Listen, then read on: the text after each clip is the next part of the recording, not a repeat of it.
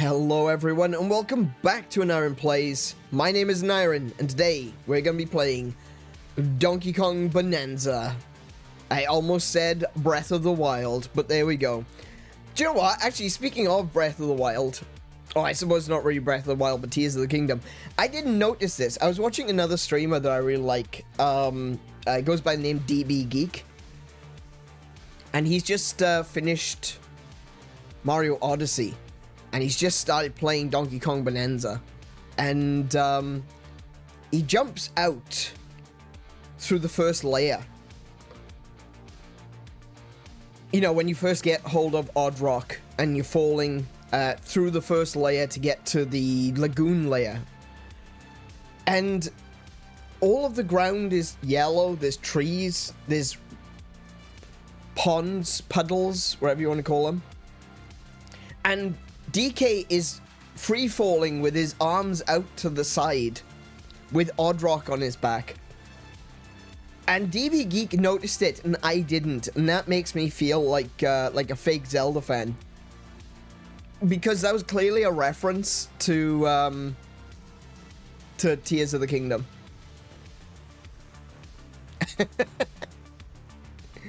I didn't even notice that, but yeah, that was clearly a reference to Tears of the Kingdom.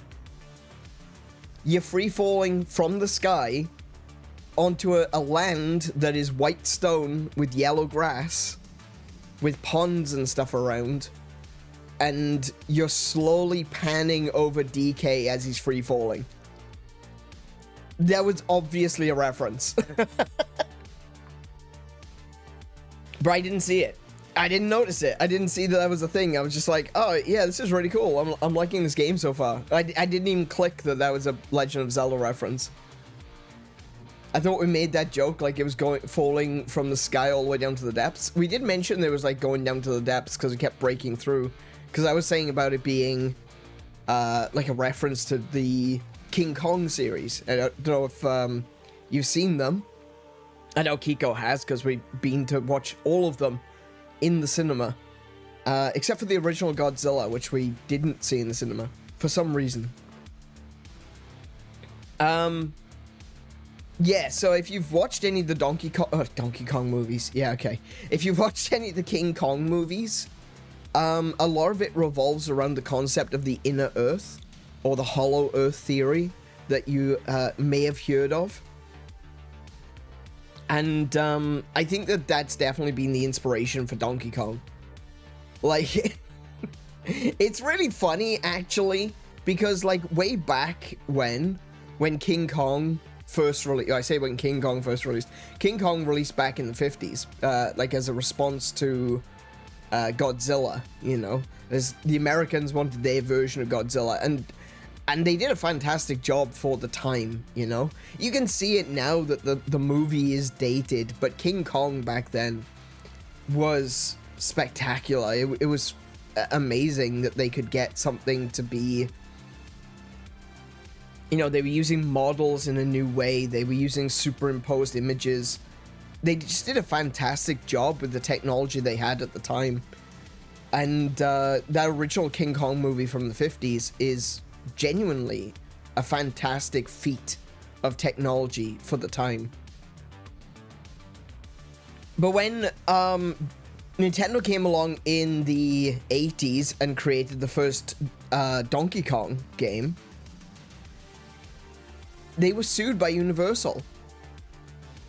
I don't know if you know that, but they were sued by Universal because they said that Donkey Kong was a ripoff of King Kong. And let's be honest, it was. Yeah.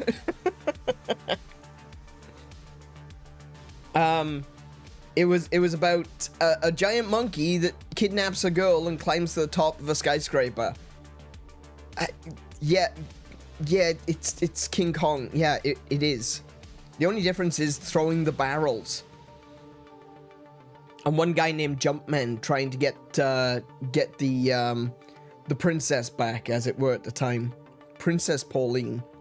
Actually, I don't think she was even a princess back then. She was just Pauline. And she was blonde. I guess Pauline had a blonde phase. I kind of prefer that she's gone, you know, back to that auburn brown look. I much prefer that Paulina, gotta be honest.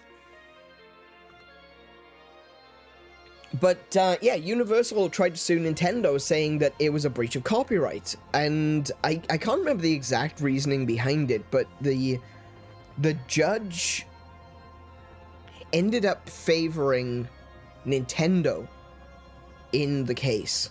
And I might be wrong, but I think it was because it was a different medium, and it didn't tell the same story, you know? If they had literally called it King Kong, then yeah, obviously that would have been a breach of copyright, breach of IP rights.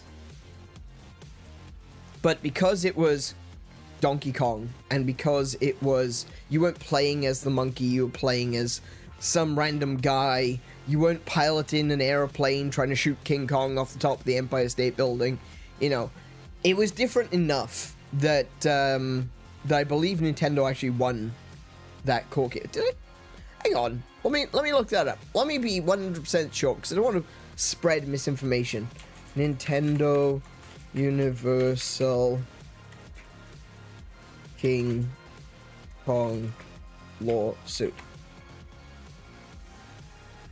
Universal City Studios Incorporated versus Nintendo was a 1983 legal case heard by the United States District Court for the Southern District of New York by Judge Robert W. Sweet. In their complaint, Universal Studios alleged that Nintendo's video game Donkey Kong was a trademark infringement. Oh, well, that was their mistake. Wow, what a cock-up. It was a trademark infringement of King Kong, the plot and characters of which Universal claimed as their own.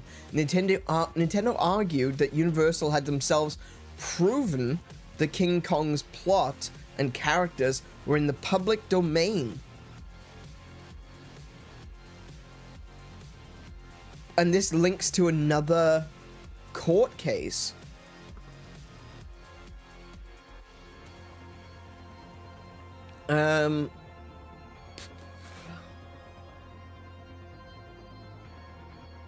When Miriam C. Cooper created King Kong, he assumed he owned the character, which he had conceived in 1929 outright.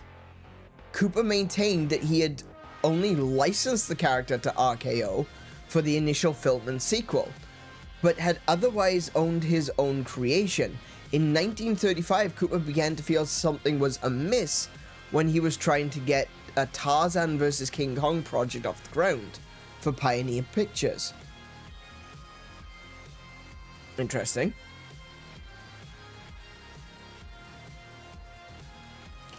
Pioneer had become a completely independent company by this time and had access to properties that RKO felt was theirs, was no longer automatic. It gave Cooper pause as he came to realize he might not have full control over this product of his own imagination after all. Years later, in 1962, Cooper found out that RKO was licensing the character through John Beck to Toho Studios in Japan. That was the King Kong vs. Godzilla movie that came out. In 1963, he filed a lawsuit to enjoin distribution of the movie against John Beck, as well as against Toho. Interesting. Let's just skip this ahead to where Universal Studios comes into this. The rights of the character did not flare up again until 1975, when Universal Studios and Dino De Laurentiis were fighting over who would be able to do a King Kong remake. De Laurentiis came up with a $200,000 to buy the remake rights from RKO. When Universal got wind of this, they filed a lawsuit against RKO, claiming that they had a verbal agreement from them regarding the remake. During the legal battle that followed, which eventually concluded RKO countersuing Universal, as well as De Laurentiis filing a lawsuit claiming interference, Colonel Richard Cooper jumped into the fray from Marion Cooper's son. During the battle, Universal discovered that the copyright of the Lovelace novelization had expired without renewal, thus making King Kong's story public domain. Universal argued that they should be able to make a movie based on a novel without infringing on anyone's copyright because the characters in the story were public domain. So, Universal actually used public domain as a defense in a lawsuit in 1975. And then they tried to sue Nintendo 10 years later. Not even 10 years later. 8 years. Excuse me, I got hiccups. 8 years later, Universal Studios attempted to sue Nintendo over Donkey Kong. But Nintendo just pointed back to Universal Studios versus RKO General and said, nuh-uh.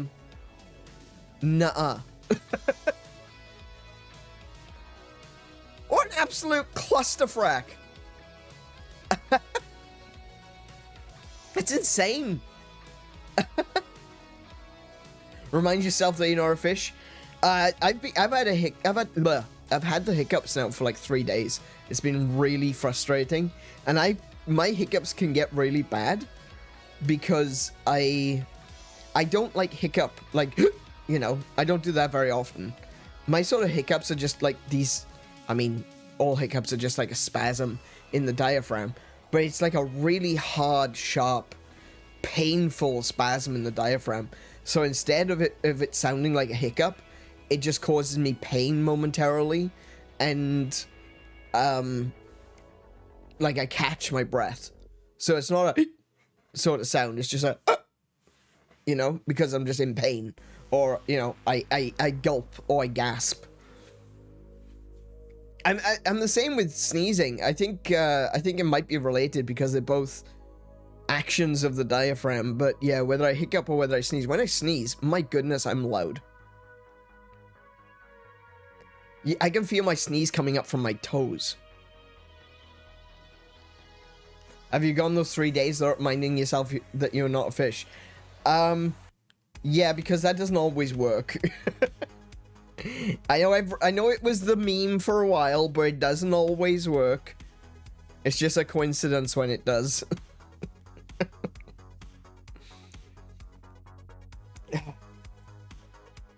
Anyway, getting back to this Universal Studios shenanigans.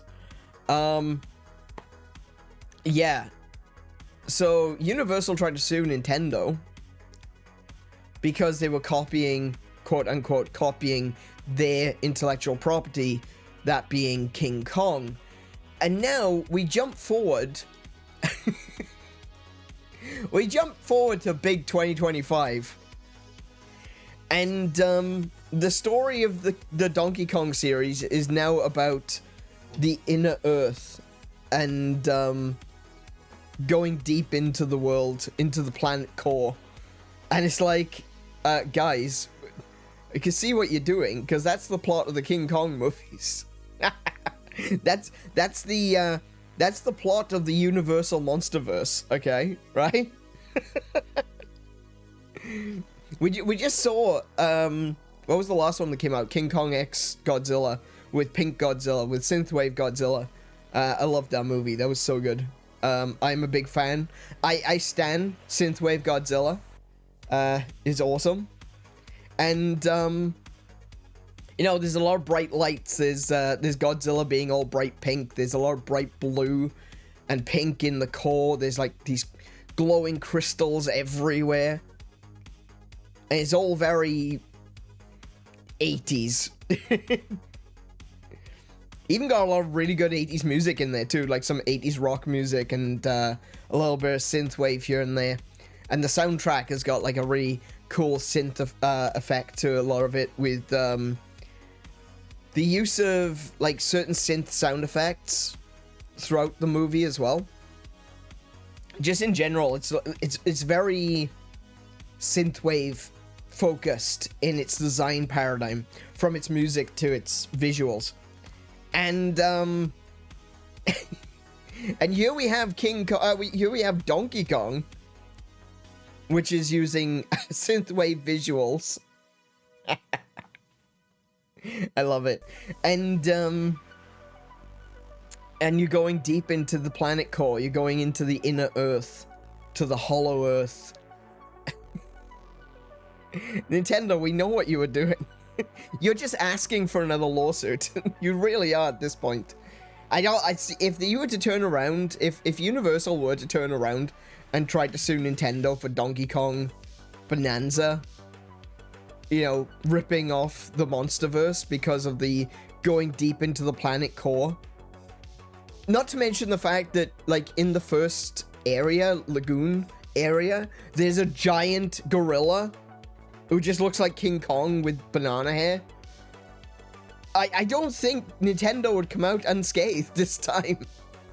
It seems very clear that this is, yes, this is a bit of a ripoff of King Kong. Oh my goodness, guys, could you not? You're just begging for trouble at this point. Oh, hang on a minute. And Nintendo, oh my goodness. Nintendo are in agreements with Universal. They have contracts with Universal too. Universal are the people that are making their theme parks. So the Nintendo theme park is made by Universal Studios. Man.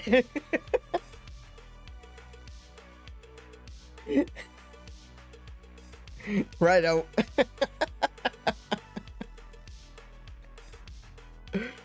Oh no. This could end up being an absolute clusterfuck if anything goes wrong, right? If at any point Nintendo maybe oversteps the line and Universal Studios are like, now hold on a second. Firstly, no. Secondly, we're suing you. Thirdly, we're closing down the theme park, okay? Actually, no. We're not closing down the theme park. We're suing you for full rights to continue to have the theme park because it makes us a lot of money.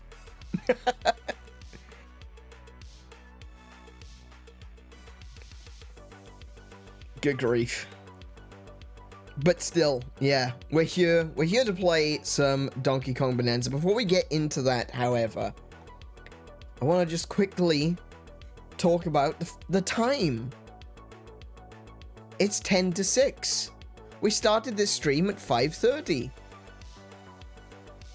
That's a bit different. We start an hour early. Why did we start an hour early today? Well, the reason for that is because we're going to be finishing at around 9:30. And the reason we're finishing around 9:30 is because we are going to be doing a second stream tonight. When this one is over, I'm going to close down this stream and we're going to start up a second stream where we're going to be looking at the Nintendo Direct. 6 stream week again. Yeah, it is. But 2 of those streams are on one day. So, yeah. It is a 6 stream week. You're absolutely right. Hey, if this goes well, if this actually works out, we might end up doing something like this more often. Because I do want to get back to doing the loading zone. And while I'm currently in the process of going through all of my streams, I'm redoing a bunch of the thumbnails and making sure that all the descriptions are correct and making sure that every video is edited properly so it cuts off the intro segment, you know, the starting soon. I'll be cutting that off, making sure it cuts off at the end. I add end cards to everything. I've been doing that now for a while. And I keep going back and changing things, which means I have to go back and change everything. But I've got a plan in place. I'm quite happy with the way that the descriptions are written at the moment. I'm quite happy with the new design for the thumbnails. As you can see at the top right hand corner of the screen, I've gone back to the previous logo. It's a slight alteration on the previous logo. To begin with, the previous logo didn't have like a purple outline. Oh, can I bring one of these in? Yes, I can. There we go. So it's a slightly different logo, but let me just scale filter that. There we go. So it's a slightly different logo because it's now got a... Oh, that's in the wrong place. Bring that down there. There we go. Cool. So it's now got a purple outline, and the shadow is actually a lighter purple. And yeah, I didn't have the purple outline on it previously, but I do now. And the reason that I'm using a purple outline is because I want to incorporate more purple into my designs, and some things will be changing, like I mentioned. So I talked about previously how the way I've got my overlays designed, the idea being that the blue is the border of the screen, pink is the visuals in the screen, and then I've got like the clock up here, and I've got the barcode down here. What I'm actually probably going to do is change the color of the barcode and the bars next to the clock so that they're the same color as this purple. Just so I can incorporate a bit more purple into the design. I might actually include some purple stuff inside the image as well.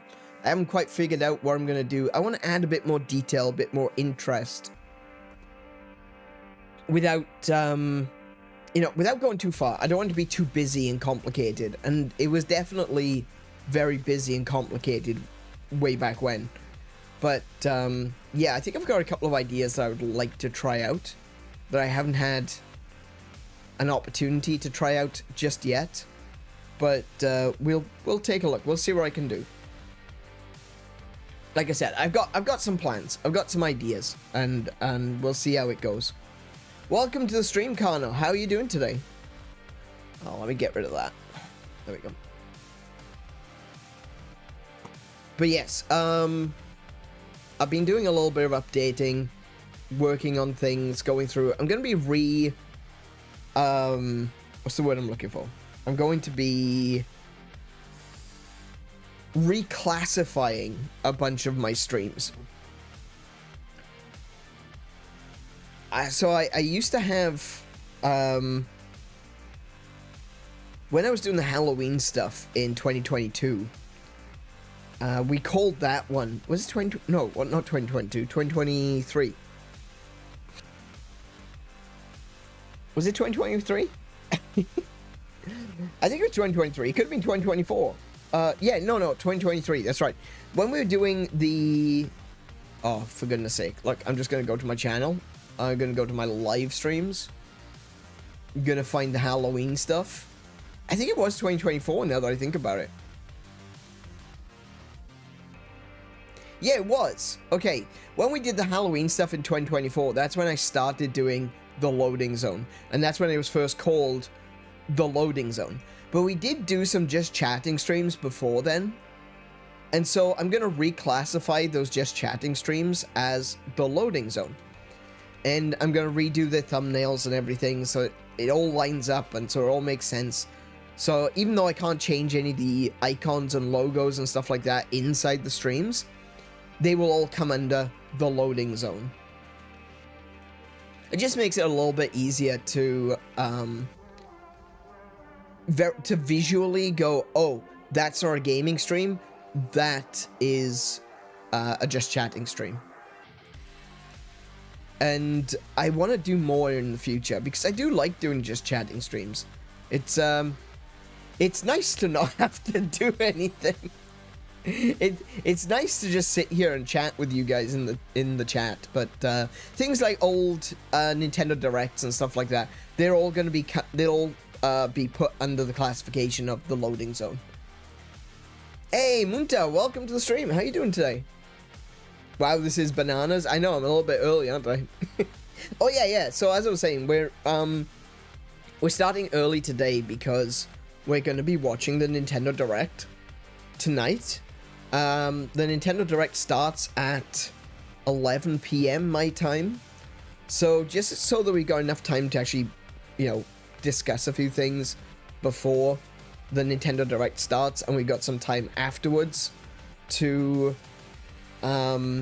discuss what we just saw, I decided that we'll start Donkey Kong a little bit earlier, we'll finish it a bit earlier, and then we can start a new stream, a new loading zone, and we can watch the Nintendo Direct together. I think that'll be fun. It's been a while. I missed the Pokemon Direct the other day, but it turns out that was rather short, so I'm not too worried about that. And I would like to be able to do more things, you know. Let's watch some Sony State of Play. Let's watch some Microsoft stuff. And this is the thing, is that I've not been planning around events. While we were streaming on Twitch, I did do a bunch of events. We did E3 that year, and I tried to watch as much of E3 as possible, and that nearly killed me. But what I would like to do is do some E3 coverage in the future. Not E3, obviously, it doesn't exist anymore. Like Summer Games Fest, stuff like that. So, yeah, it's something that I want to try to do. We talked about this when I talked about doing Metal Wolf Chaos, is that I wanted to do that for July 4th. So I'd like to incorporate events and, you know, special days and special events that are happening around the world into my streams as well. You know, celebrate everyone who's here, not just gaming, but gamers as well, you know? And I think that's kind of one of the ways to do it. I've always done a Christmas, well, I say always done a Christmas. I've always done a New Year's Eve stream. I've done a couple of Christmas streams now. And I'd like to continue doing that, because Christmas is one of those times of year where it can be difficult for some people. Especially if you got nothing going on and you don't necessarily have family nearby. Maybe you're away. And you can't be with family, you can't be with friends, etc. It can be a very lonely time of year, so I do like to do Christmas and New Year's streams, so that, you know, if there is anyone out there that is feeling a little bit lonely, a little bit lost during the holiday season, that they could at the very least tune in and we can hang out, you know? And that's kind of what sparked my idea of doing more event stuff. Was the Christmas and New Year's stuff this year, or last year, I should say. It made me really want to do more, and so that's what I'm planning to do. And I've been wanting to do more in general for a while. A part of the idea of the stream is that it be a separate thing from reality, so that, you know, get some escapism in. We just play video games. But I don't want to be so removed from reality that it feels like I don't know what I'm doing, or I don't know what's going on in the world, you know? I hope that makes sense. I don't know if it does, but I hope it does. But it does seem like, I've looked back through some of my streams and, you know, you've just bypassed Easter, you bypassed various holidays and, you know, midsummer, midwinter, Christmas, New Year's, wherever you want to celebrate. And it just ignoring it like it doesn't exist, like it doesn't happen, like it doesn't matter. And those things do matter to a lot of people. So I think incorporating those celebrations into a stream schedule is probably a good thing, you know? It does, and it's a tough balancing act. It really is a tough... That is the thing, though, you know? You don't want to get too stuck in the weeds on it, but at the same time, you feel like there should be something. And I feel like as much as I've... You know, we've been growing quite considerably recently, and I really like that. It's great to see the numbers going up, but I think that celebrating the people instead of the number is important. Like right now, what we're on 791, I think. Let me take a look. Just refresh it. 791 subscribers. Which is great. You know, we're slowly creeping up to that 1,000. And I'd love to hit the 1,000 this year. I closed a window, I didn't mean to. Damn it. Okay. I would love to hit 1,000 subscribers this year. But there's something that's more important than the number. Like I said, it's the people. So I would like to be able to celebrate with you guys when something is happening. I think that would be fun. And who knows? I've been kind of semi playing with the concept of coming up with our own celebrations. I wanted to pick 8 days out of the year that we could create our own celebrations for, like gaming holidays. I think that'd be pretty fun, and that's something that I would love to work on at some point in the future. We can call it the 8 bits of the year or something like that. I think it would be really fun to do, you know, our own traditions, our own celebrations. Something that, like I said, you know, is it's still acknowledging that there's stuff going on in the real world, but it's doing it in our own way. And I think that's going to be pretty fun. That's going to be very inclusive for everyone on this channel, you know, regardless of whether you believe in Christmas or Hanukkah or Kwanzaa or whatever else that you might celebrate, or Ramadan, whatever it might be. If we've got our own celebration where we're just like, hey, it's summer games, you know, let's celebrate summer games. Instead of Halloween, it's like horror month, you know, we play horror games. I think that's a way that everyone can be like, oh yeah, it's Halloween, but I don't really celebrate Halloween, but I can get behind playing some horror games, you know? Spooktober, as I like to call it. Oh, wait, I almost forgot. Did you guys see the short that went out yesterday? So, 𝗬𝗄𝗄 has been doing some editing behind the scenes. And, he's been going through my streams and he's been putting together shorts. And we're gonna start releasing those shorts. I don't know at what rate we're gonna be releasing them right now, because, from what I understand, 𝗬𝗄𝗄 is really busy. And he doesn't necessarily have the time to go through, like, 6-hour streams. I've got a couple of streams that are like 8 hours long, right? He doesn't have the time to sit there going through all these streams looking for one funny bit to make a short out of. And ultimately, that is the part that takes the most time. It's not making the short, it's finding the funny. But 𝗬𝗄𝗄 has been going through my streams. He's been finding funny moments. He's been turning them into shorts. We've got a couple that are currently on my PC, ready to go live. And we're going to figure out what kind of a rate that we can release them. I'm also planning to do some of my own shorts, aside from 𝗬𝗄𝗄 doing a bunch of the gameplay shorts. I'm also doing some shorts of my own. I've been writing scripts for them because, do you remember Nairon Asks? I tried that out a little while ago. Well, I'm going to be doing those as shorts instead. And, I think those would be pretty fun to do as a short.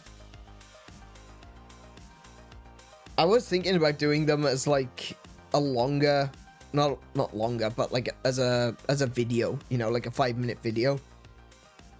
But given the fact that shorts are now 3 minutes long, I think I can actually kind of squeeze in a bunch of the Aneurin Asks stuff into a short, because it's essentially going to be a quick explanation of something and then asking a question. So like talking about one of the last ones that we did as a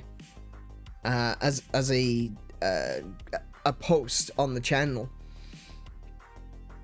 One of the last ones we did was asking if you could be a Final Fantasy class, what would you be? And interestingly, that one didn't go very well. which is fair. I think it's because, like, I'm in my own little bubble, right? We all are, aren't we? You know, we're all in our own little bubble. And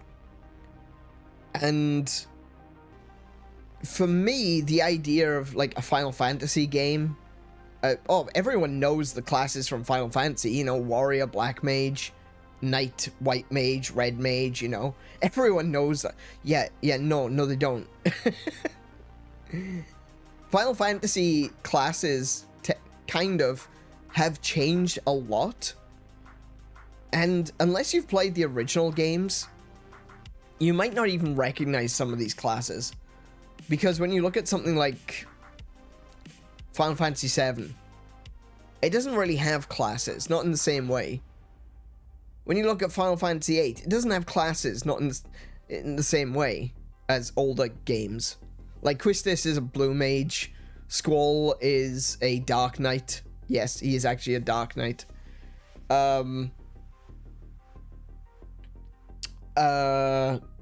Zell is a monk. You know, you can connect them, but they haven't really put a big emphasis on classes in Final Fantasy for a long time. Like 7, 8. I mean, there are classes in 9, but again,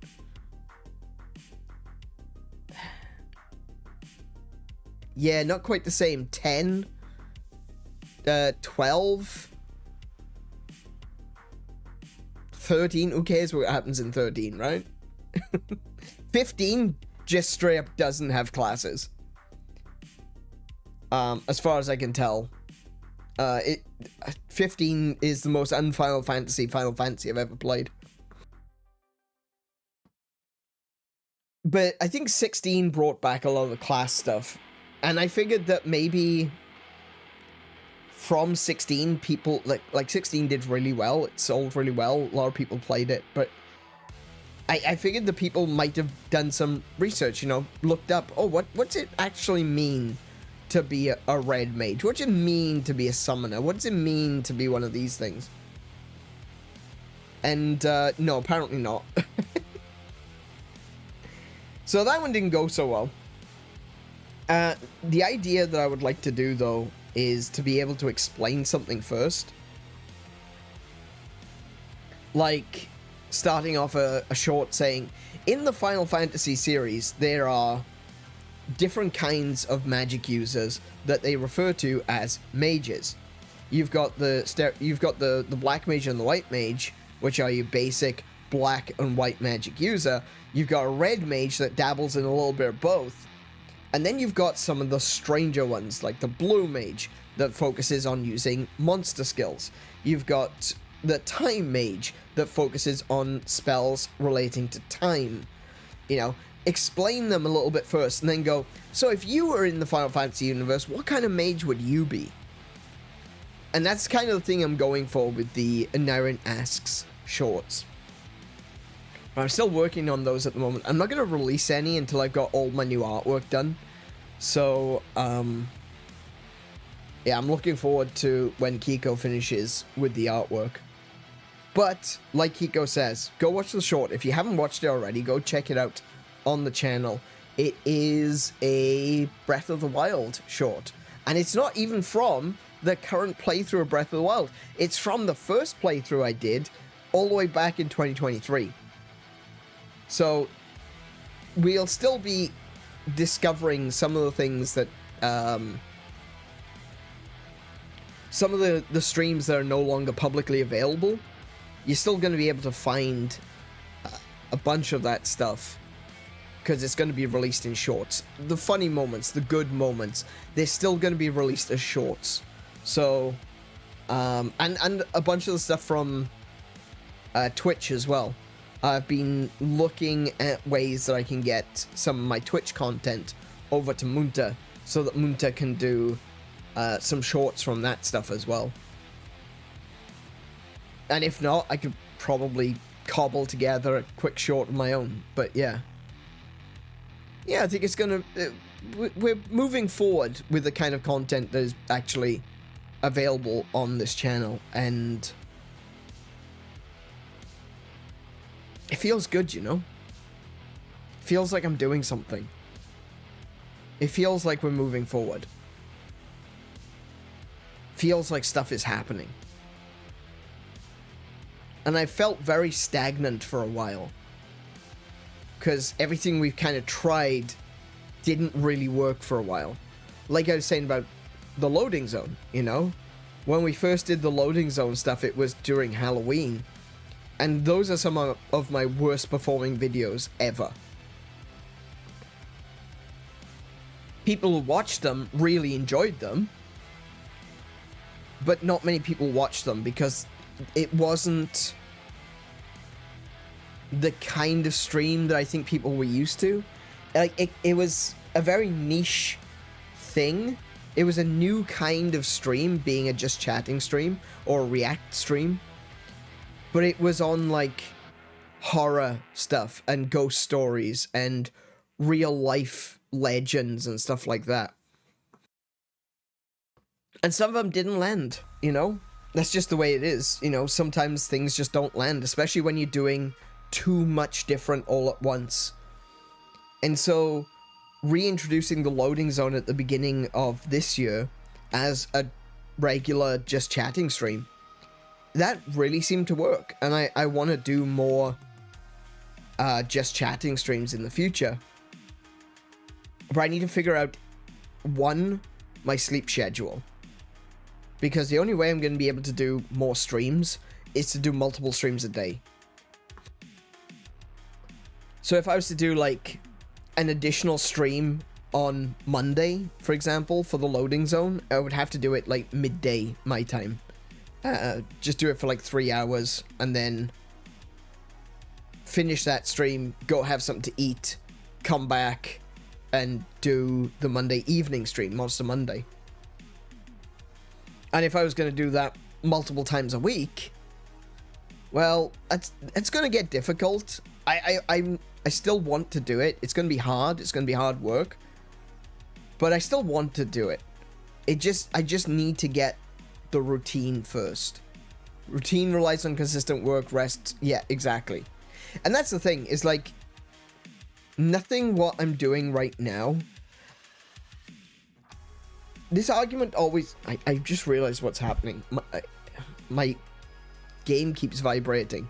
And it's making a noise on the desk. And I keep thinking that there's someone banging the wall or the door. Okay, anyway.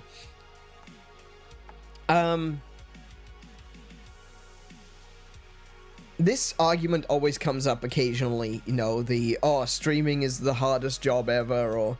streaming is the easiest job ever. It's not even a job. It's, you know, if you find it hard work, then you suck and stuff like that. Or you've never had a real job in your life. As someone who has had a real job,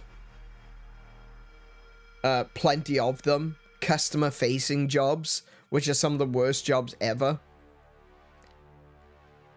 I can say without a shadow of a doubt that I find streaming harder than working retail.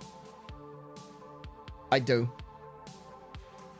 I think one of the things that helps me when it comes to doing retail work, one of the things that what's the word I'm looking for? One of the things that, in my opinion, makes retail easier is the lack of accountability. Like, I'm not the manager, right? Even if I was an assistant manager, and I've played that role too,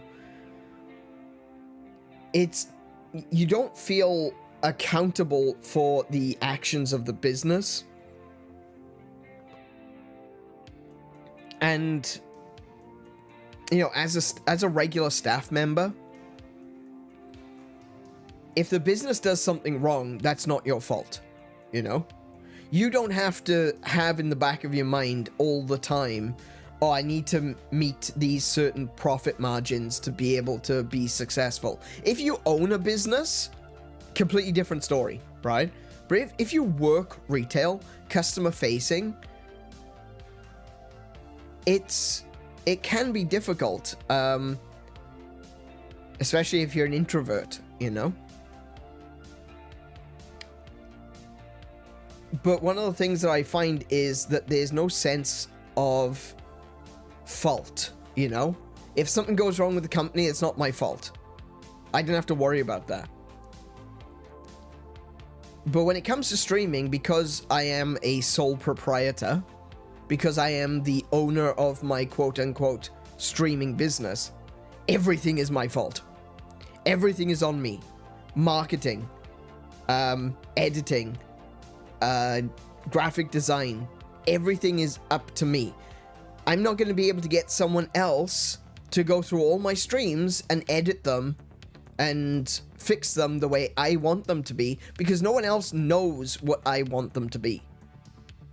And if I am coming up with new ideas as I'm going through the streams, that's not going to happen if I leave it to someone else. So I'm currently in the process of going through all of my past streams. I'm also in the process of redoing pretty much all of my thumbnails. That's how many is that? 424 thumbnails as of today, right? As of this current stream, 424. Which is hard work. I feel like one of the things that always people don't take this into consideration when it comes to streaming is that not everyone is suited for streaming, and for some people it is harder work than for others. For me, in the real world, I put on a mask of being extroverted. I maybe even go a bit too far, you know? Be overly excited and exaggerated when I'm out in public, because I don't want to feel like I'm pushing people away, but at the same time, I really, really want to push people away. I'm caught between, I want to be introverted, but I don't want to be rude. And so sometimes I over-exaggerate, I over-express myself. And I feel like that sort of attitude makes it easier for me to stream. Because I can be introverted, I'm here in the office on my own. But I can be extroverted, I can be extra while I'm streaming. Because that's what people want. They want a cartoon character. They don't want a normal human being, they want a cartoon character. So that helps, you know? But the introverted side of it does make it exhausting. It does mean that streaming can be difficult. And it does mean I feel drained at the end of a stream. I think a good way of a good comparison, I think, in my opinion, is art.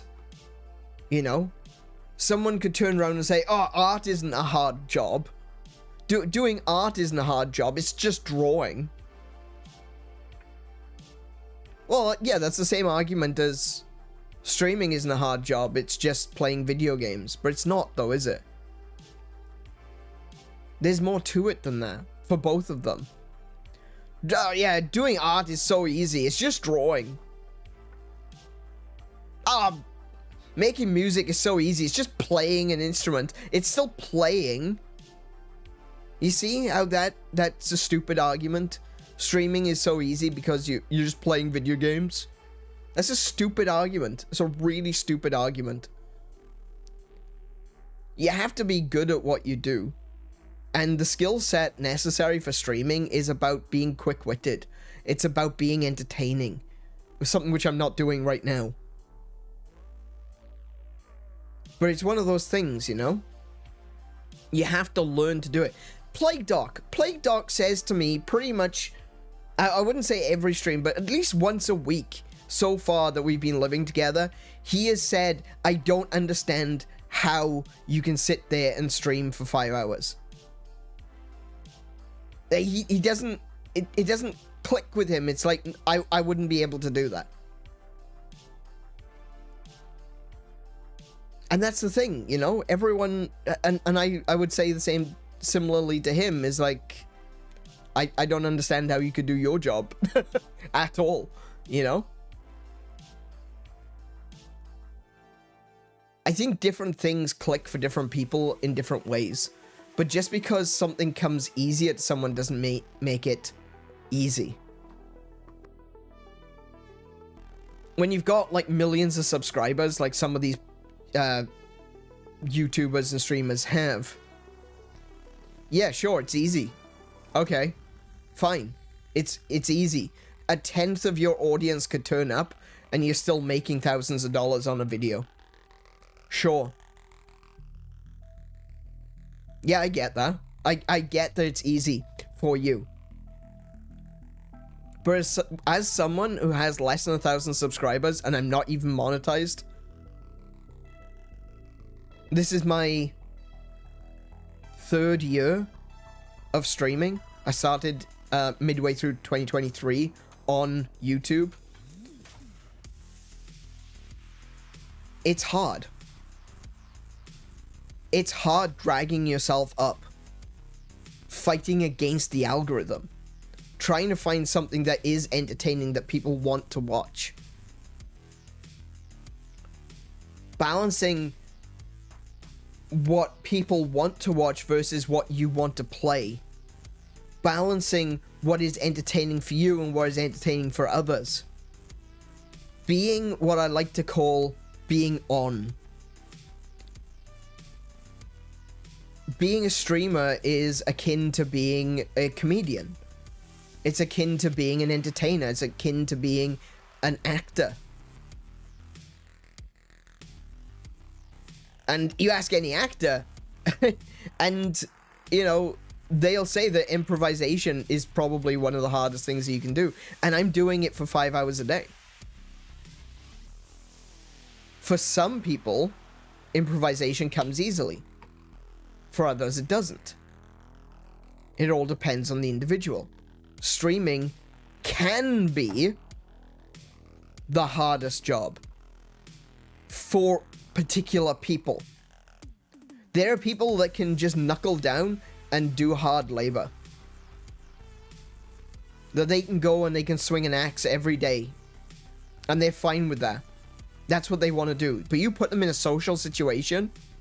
You take a lumberjack that likes to keep to himself, out in the middle of nowhere, out in the middle of the pines, chopping down trees and dragging them, you know, back to the plant to be processed and turned into wood, or you know, wood that can be sold lumber for shops, or gets turned into paper, or gets turned, you know, you pick a lumberjack in the middle of nowhere that likes to keep to himself, and you put him in front of a camera and say, right, entertain people.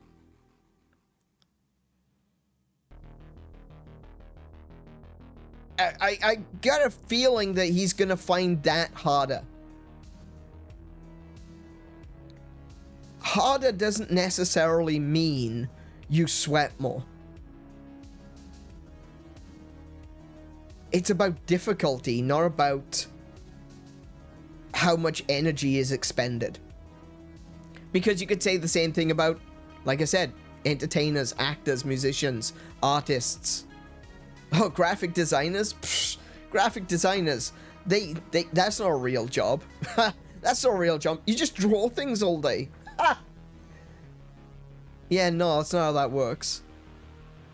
Like Kiko's pointed out there, you've got equipment, software, programming, marketing, performing. I draw all my own overlays. I do all my own coding for stuff like the chat box. I actually didn't code this one, but it did take a while for me to figure out how to do the equalizer. You know, I do all my... Kiko does my art, so she's drawn me, and she's drawn the microphone, and stuff like that.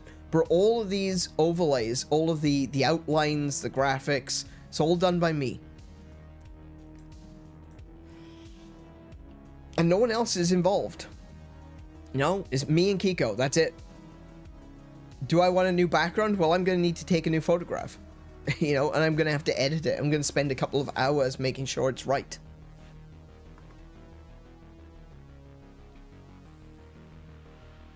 I spent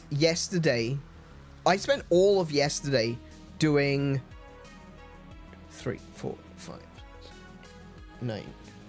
I did 9 thumbnails. That's all. I made 9 thumbnails. And it wasn't because I was doing other things. That literally took me all day to do 9 thumbnails. And when you find out what thumbnails they were, you might understand. It was classic Sonic the Hedgehog, and it was Crystallis. Because classic Sonic the Hedgehog thumbnails, I have to build those. I actually use the sprites from the game to build those thumbnails. And I'm also trying to match the fonts. I'm trying to figure out how to do the,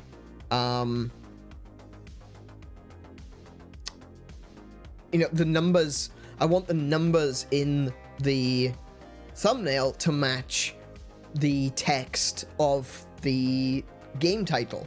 So you'll see with this one, the current stream that we're currently in, it uses the Donkey Kong font for the numbers. That's not just a case of, oh hey, I'm just gonna do Donkey Kong font. No, I'm trying to match the font to the style of the Donkey Kong Bananza title. So the 3 and the hashtag, it's textured, and it's got shading, and it's got, you know, that sort of stuff. Trying to figure out exactly how to do that sort of art in text, that's hard. And that's just one part of streaming. I spent, like I said, probably about 10 hours yesterday just doing 9 thumbnails. Usually I can knock out a thumbnail in about 20 minutes. Maybe less than 10 minutes. If I've already got something, you know, once I've already got the text and everything set up, it's pretty easy. I just change the background image, if I even do that. You know, with the Donkey Kong ones, I knock them out. You know, I figure it out. It takes me about an hour to get the font how I want it. And then I can just change it from 1 to 2 to 3 to 4 to 5. So it takes me an hour to do the first part of it, but then it'll take me 10-15 minutes at most to do like 10 thumbnails. Because all I have to do is just change the number.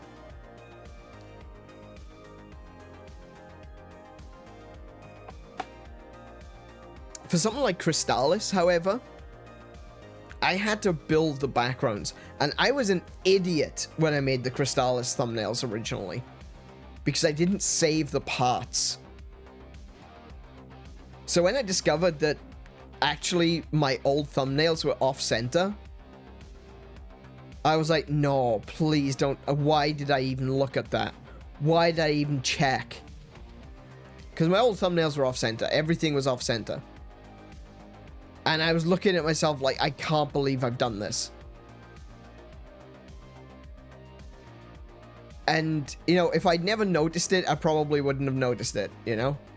But I noticed it, and I realized I had to completely rebuild all of the Crystallis thumbnails. Yeah, that's not easy. Sorry, it's kind of turned into a rant about streaming, didn't it? I don't mean it to be a rant, but it's like one of those things that it comes up occasionally. Recently someone else was talking about how stupidly easy it is to stream. You wouldn't know real work if you encountered it. I do real work every single day. The real work I do every single day is graphic design, art, programming, website design, marketing. Did I say marketing?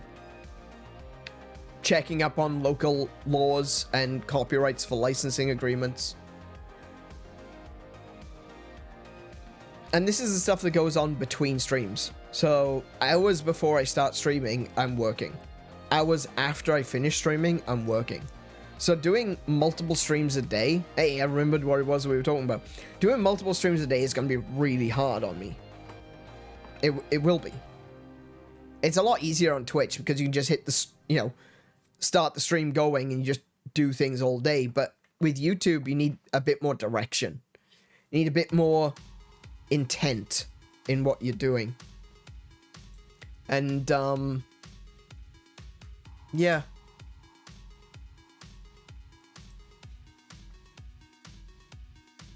It is hard work.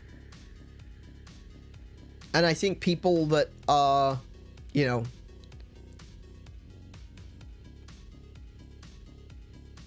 people who have millions of subscribers, and I'm not saying this like I feel like slighted by them. That's not what I'm getting at. I think people who have millions of subscribers definitely have it easier. You know, they can afford to hire an editor. Poor Munta. Munta's doing this for free. I wish I could pay him. I really wish I could pay him, because then I could guarantee that I'm getting multiple videos, again, multiple shorts every week, you know? It's like, Munta, you don't have to work anymore. Here we go. I'll keep you employed, right? I'll keep you paid and fed, all right? I'd love to be able to say that. But we gotta get there first, you know? And the YouTube landscape keeps changing, so in order to get seen, you need to do things that you didn't have to do before. Previously, it was just a case of make sure you upload regularly, you know? And now it's, oh, well, you gotta upload regularly. It's gotta be between this amount of time and that amount of time. If you're streaming, it should be more than this many hours, but less than this many hours. You need to be doing shorts. You need to be regularly posting in your post section. There's a whole new community thing that's just been added, and I took a look at it last night, and I'm like, man, that is way more work than it's worth. What it does is it basically turns your posts section, or your post tab on your homepage. It doesn't appear in the desktop version. It only appears in your phone version. It basically turns your posts page into a Reddit, where literally anyone, any of your members and subscribers and everything can post their own articles, or can post their own posts and comments and stuff like that. And I looked at it and I'm like, man, that's just something else that needs to be moderated. No, it's fine. It sounds like a great idea. I would love to do it because I don't have a Reddit. I don't like Reddit. I don't use Reddit. If anyone comes up to you and says, hey, it's me and Iron on Reddit, it's not me and Iron on Reddit. I do have a Reddit account. I just don't use it. And I don't have a subreddit to myself. So if anyone is up there saying, hey, here's the AneurynPlays Reddit, it probably isn't. Right? Just thought I'd let you know. That being said, if there wasn't an AneurynPlays Reddit, I would probably be the last person to know. So maybe there is. Maybe there is, okay? I don't know. I haven't checked. I didn't even think to check. Perhaps there isn't an AneurynPlays Reddit. Yeah.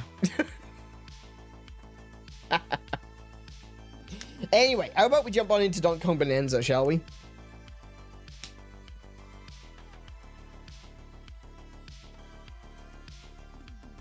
I feel like I've said a lot today that maybe I wouldn't say normally. But some of these things just feel like they need to be said sometimes. I think a lot of people just take for granted, you know, people don't understand what goes into making a television show, for example. You know, you think, oh yeah, it's just a bunch of people acting on a stage in front of a camera, sometimes a live audience. And, you know, as a watcher, you sit back and go, yeah, I know how they made this. And as a gamer, you kind of get into that feeling like you understand how games are made. Because you played so many of them. It's like, oh yeah, this would be easy to do in this game. Oh, yeah, this is really, really bad. But until you've actually sat down and learned a little bit about programming, until you've sat down and learned a little bit about graphic design, about game art design, until you've project organization, oh my goodness, that is one of the hardest things ever. Just the logistics of you need to design this part of the game before you can design that part of the game. That is so hard to figure out, because if you cock it up, if you program something before you need it, you could end up, you know, oh well, I need to recode that now because I've included another mechanic which is related to it, but now it doesn't work because it's not being called into this particular thing that I coded earlier, you know? So the entire concept of project direction, that is so hard. And it's one of those things that people don't necessarily think of. It's like, oh yeah, oh well, yeah, okay, I don't know how to program, but if I could program, you could easily make a video game. No, it doesn't work like that. It doesn't work like that. Genuinely, it doesn't work like that. You can't just go, oh, I know how to do C++ or C# or JavaScript or Lua or anything like that and be like, oh yeah, because I know how to do these things, I know how to make a video game. No, it doesn't work like that.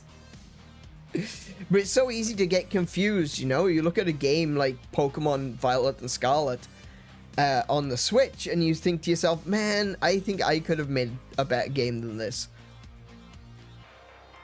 And you probably could have. That was a really bad example. But, like, it goes to show the old school thinking of the Pokemon Company, you know? Not the Pokemon Company, Game Freak. The old school thinking of Game Freak prevents them from doing anything outside of the prescribed, this is the way we make a Pokemon game. Do not change it, you know? And it's so full of old-timey thinking when it comes to programming and developing, and they really need to overhaul their entire system. It's not just about not being able to make games for the Switch. It's about their system being wrong. The logistics don't work.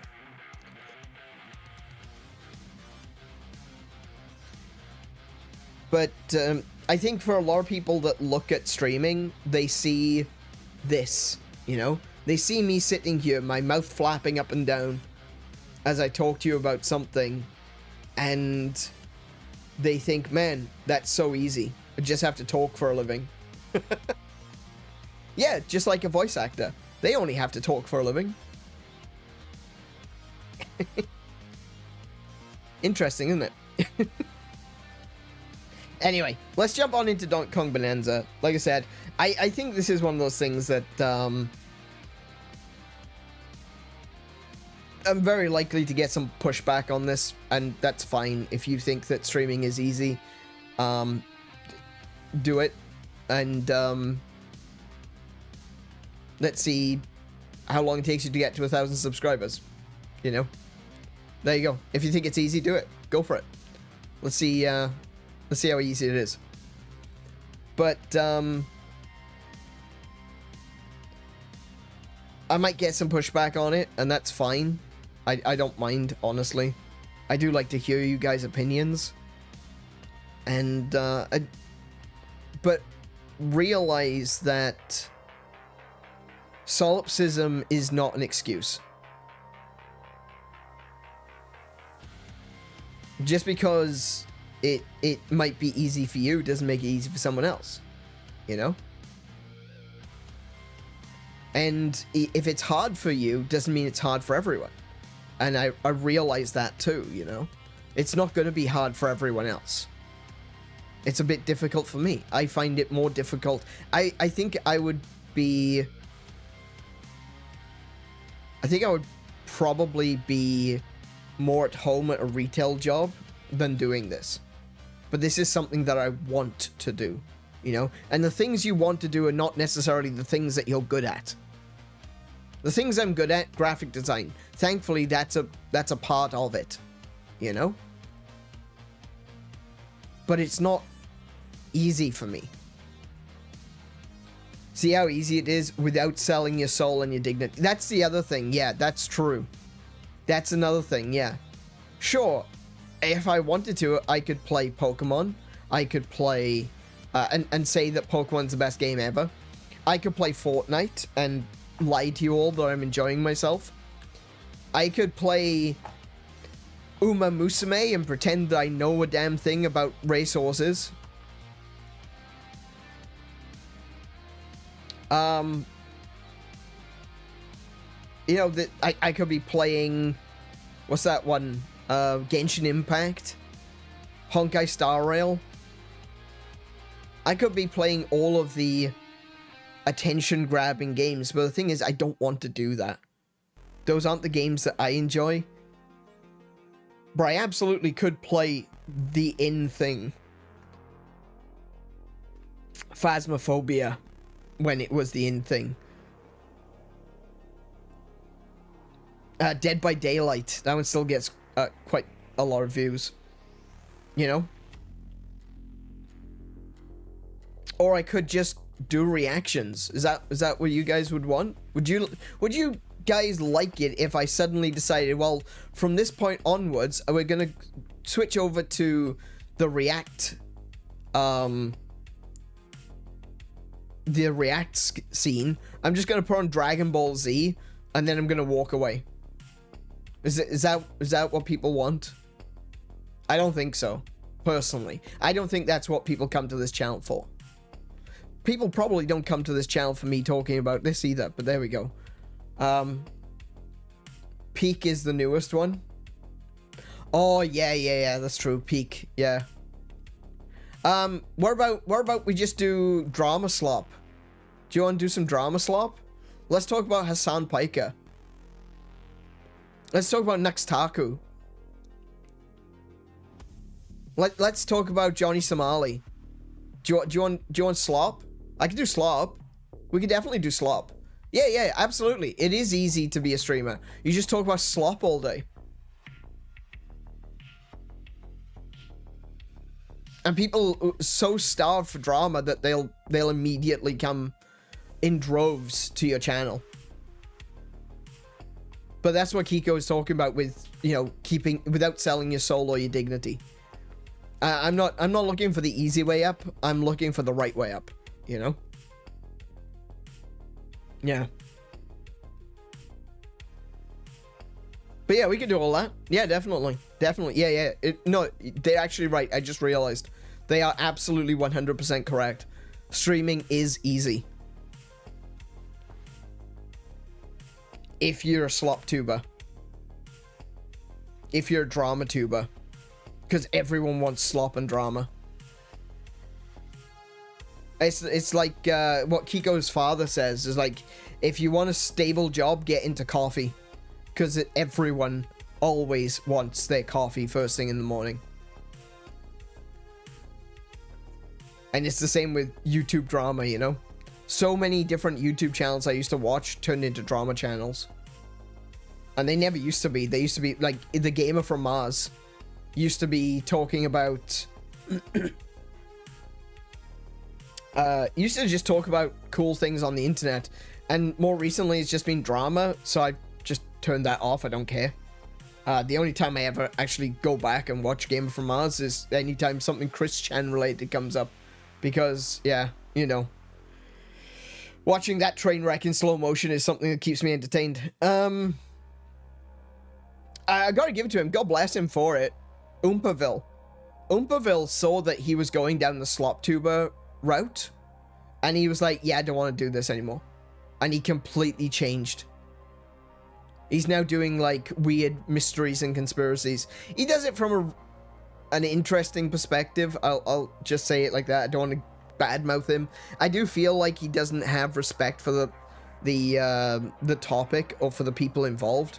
Because this is one of the things I really love the Y-Files about, is that AJ always comes in with the perspective of, I will, at very least, the people who are saying these things believe what they are saying.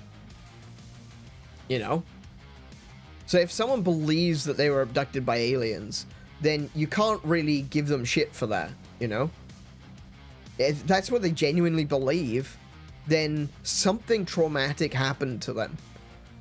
So you still have to approach it with, like, even something like alien abductions and ghost encounters and stuff like that.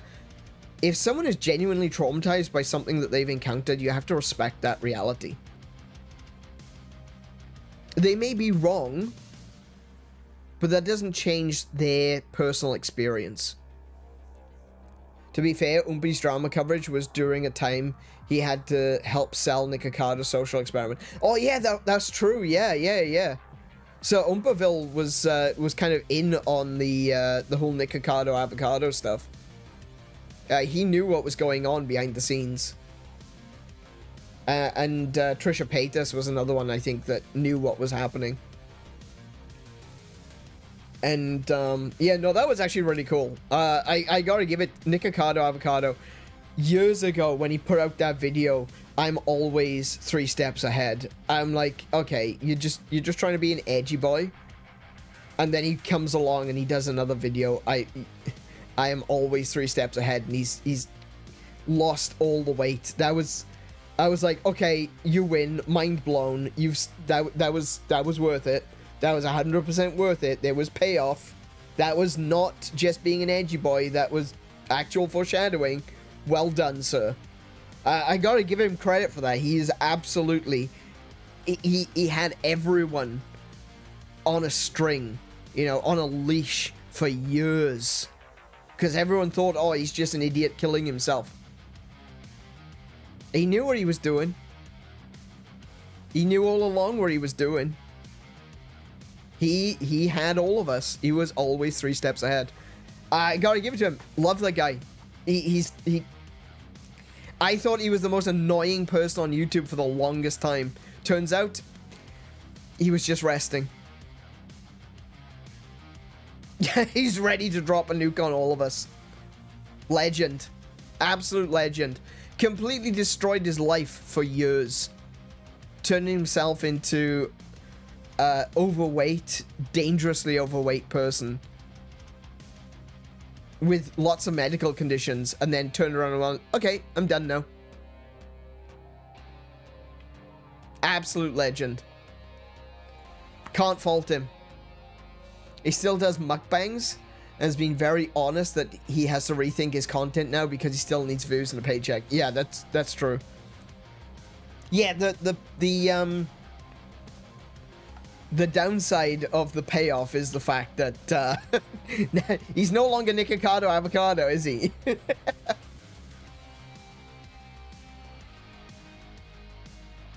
Yeah, he hit 30, that's what it was. Yeah, he hit 30 and he was like, you know what?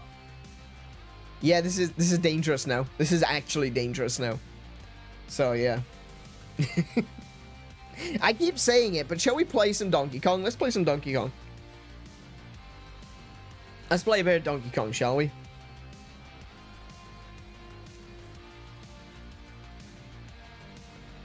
Oh, go away. Go. It keeps taking me to these, to the painter thing. I don't want to do the painter thing. I just want to play the game. There we go. Donkey Kong Bananza. 3rd time's a charm. Yeah, exactly. 3rd time's a charm. We're just gonna, like, barrel on through like a barrel of monkeys. Because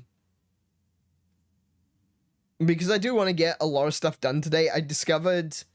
I may have taken a little peek. And I discovered that there are 15 layers. I'm currently at sub-layer 500, which is basically layer 5. So, yeah. There's another 10 layers to go. I need to pull the lead out. Let me just quickly... Hang on a second. I'll be right back.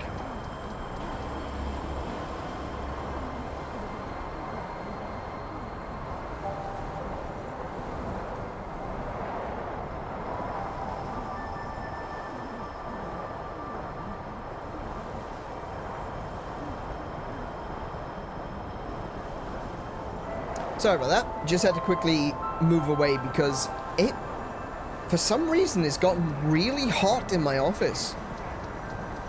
I don't know why. My PC is not running particularly hard.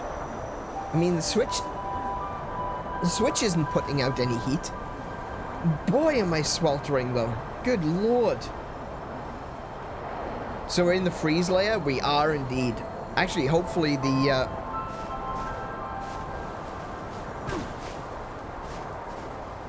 Looks like a donkey. Oh, I know what this is. I know what this is. This is a zebra. I'm in the zebra world. Oh. Oh no! Oh, thank goodness. I was thinking to myself, I already broken the bridge. I haven't even got to the bridge. I don't know where the bridge goes, but I've already broken it. Good grief. Okay, so these...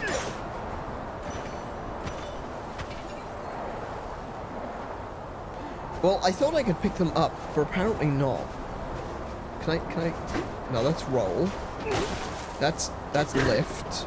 Okay, can I not lift these up? Nope. Guess not. Oh, my bananas... Oh no, I already collected them. Yeah, this is a zebra. Look, you can see the stripy patterns on them.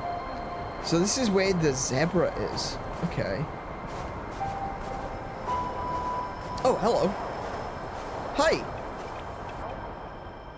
So much snow. Put on a stunt show. This is a great spot for snowboarding. Snowboarding? Oh, that's where that rock is. Point your peepers at that big slope. It's a perfect spot to try this out. Just grab a chunk and then use ZL to turf surf right over the snow. Any other questions? Bye. Bye isn't a question. Shut up. So that's what this rock is for. This is for me to surf down on because this is a particularly hard rock.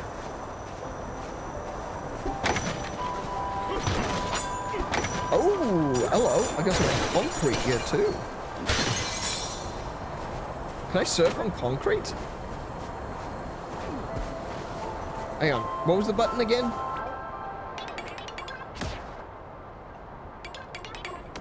Use ZL to surf turf. Okay.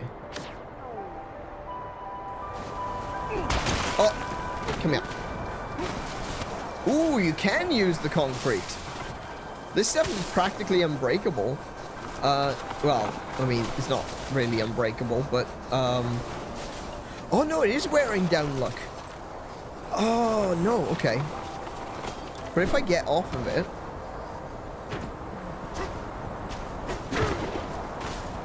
Will it grow back? Is it one of the types of rocks that grow back? If your game doesn't have a grappling hook, it requires surfing, shredding, or boarding. Actually, that's a really good point, yeah.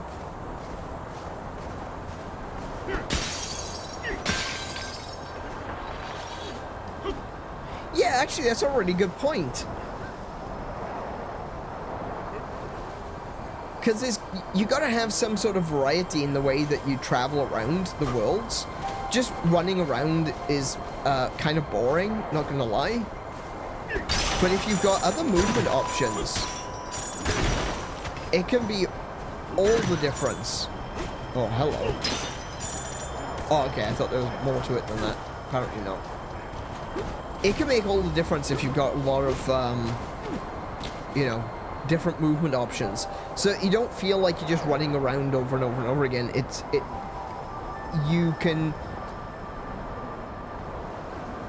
the process of moving becomes fun and interesting.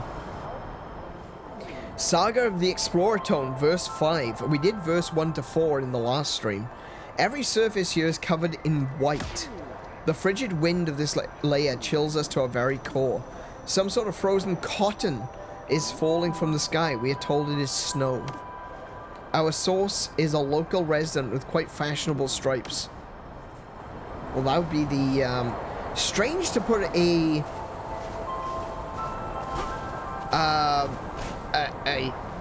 zebra in a snow world. Like, zebras are usually found in Africa. Not very cold in Africa. That's the cooling tower. Respect its freezing power. Cooling tower. Oh, whoa. You can actually see the roof in this one. Oh, goodness. Look, I just realized where I'm looking at. It's a giant chrome zebra.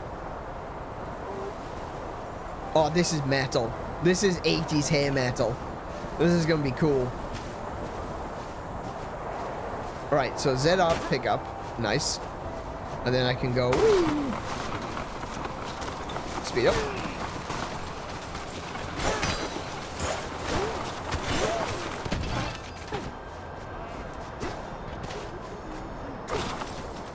Wait. Cool. Stay there. Alrighty. Hi.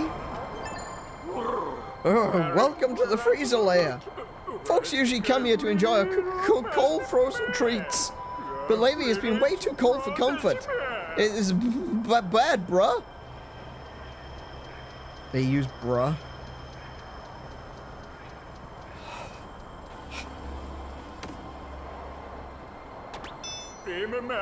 Can you cross the crumbly bridge and see what's up? That'd be sweet.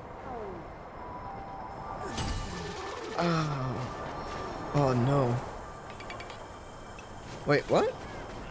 Sorry, bruh, we're out choco bananas. Aw, too bad. Now he's sad. Ooh, not balloons though, are they? Cool. Girlies. They scream. Oh, I like the distortion effect on that.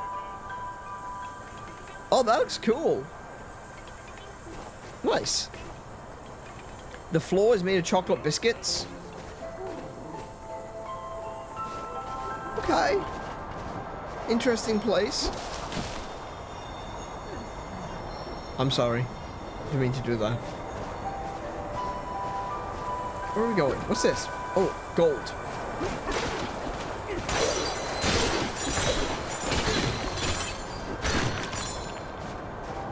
Ooh, fossil, fossil, fossil. We got a fossil. Get out of my way. Get out of my way. Actually, I haven't been looking around. I should be using... Hold on. Oh, hi.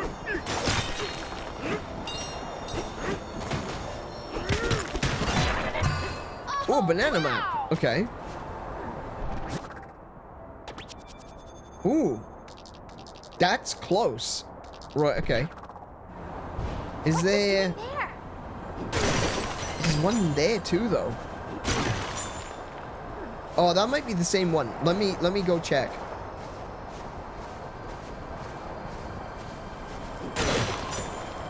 Oh, I'll take that.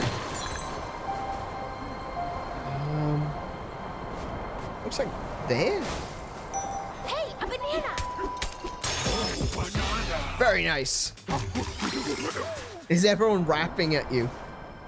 It does seem that way. Oh, hello.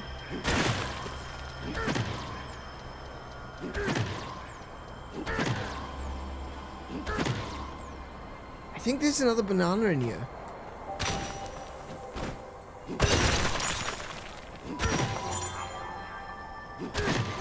Oh, there's a fossil. Nice, nice. We got a fossil.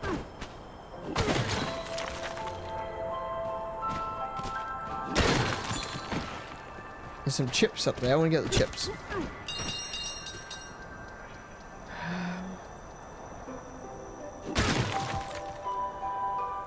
My sonar doesn't go far enough for me to be able to see the banana that I saw previously. So it could very well be that that was the banana. Or there could be another one up here somewhere.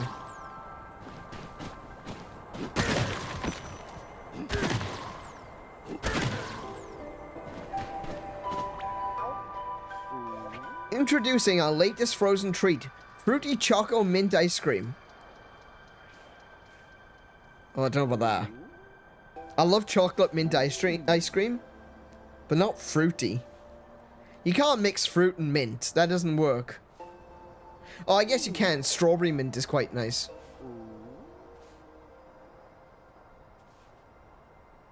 Okay.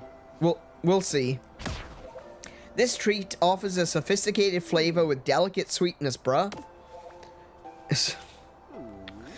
Oh my goodness. Okay. So to balance that, we make sure that to cut the fruit into big honking chunks. Chunky cubes of fruit in a refreshing bed of mint. It's like a flavor lunch. Honestly, that sounds terrible. I love mint ice cream. You don't want to mix mint with fruit because... Is that a watermelon? It was a watermelon. Oh, there's a... You don't usually want to mix fruit with mint. And the reason is because a lot of fruit is acidic. I forgot she was wearing the cowboy outfit. A lot of fruit is acidic, right?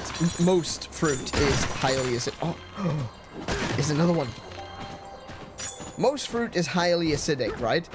And so it's got like a level of bitterness to it, but because it's full of sugar... I didn't mean to do that. Oh! It's down here. There it is. A banana. Fruit is full of sugar, right? And so what happens is with mint is it kind of numbs your ability to taste the sweetness. Oh, sorry, didn't mean to do that. So what you end up with is all of the bitterness and the sourness. It's like you shouldn't eat an orange or drink orange juice after cleaning your teeth for two reasons. One, because you just cleaned your teeth. Why would you drink orange juice, which is highly acidic? But if you do so, it's going to taste disgusting because you can no longer taste the sweetness. So if you have mint ice cream with a fruity ice cream, you're just going to get the bitterness and the sourness and not the actual sweetness of it. I think you should read all the dialogue and signs with a surfy accent for this stage. Oh, here we go. Alright, fine. Only the ones that are actually from this stage. I'm not doing the architones and stuff like that in a surfy accent. Good lord. The things I do for you. Hello from Architectone. It's Tectone. Huh. Hello from Architectone Real Estate. We sell plots in the oddest of spots. We can build you a cozy little getaway with a comfy bed and a helpful closet. The asking price is a low 100 gold. Sure. Rock on. You've built one getaway in this layer. The bed's here now, comfy level 1. Nap on 1 to get +1 heart bonus. Very nice. Immediately walks in the other direction. That looks like an enemy. I'm gonna punch it. Whoa! Wait. That's...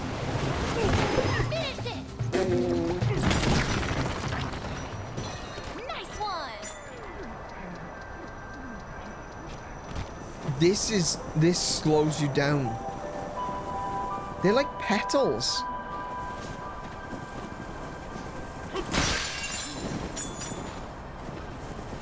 But they break easily.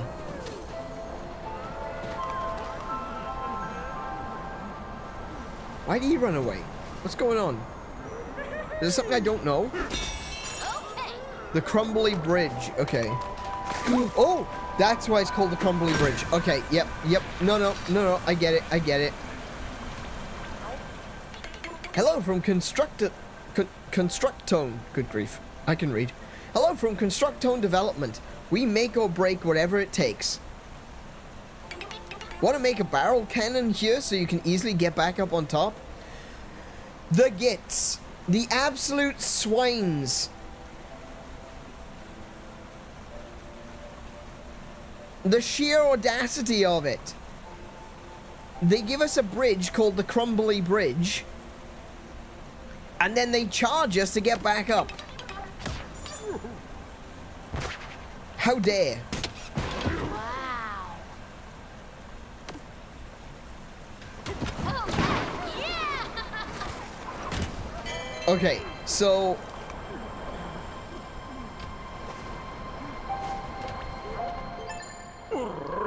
Yikes, bruh. This cold snap stinks. I'm worried about the cooling tower.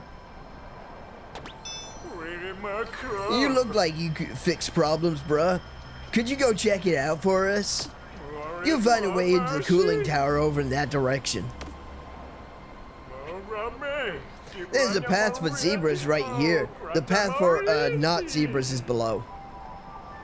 For zebras? If you were a zebra, you could just dash straight across this crumbly bridge.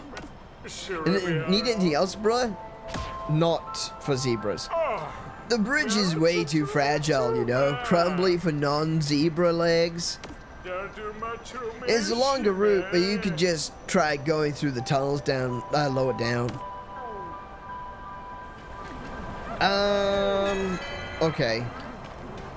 So essentially what they're saying is, yeah, you have to go down to the bottom. Oh! That's not the jump button.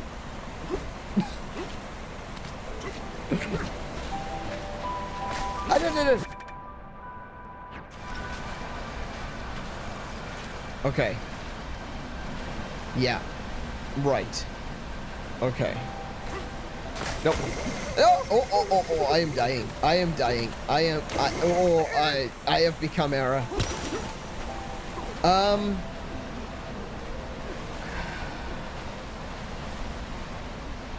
Okay.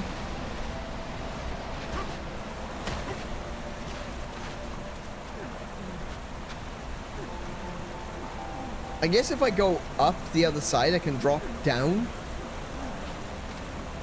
But that strikes me as a waste of time.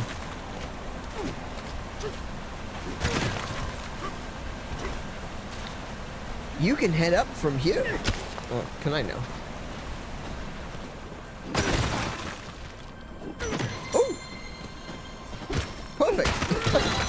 I'll take all that. Thank you. Whoa. Oh yeah, that's the banana we know about. Hang on a second. Did we miss a banana? I feel like I missed a banana somewhere along the way because I kind of fell. Hang on, let's go back up.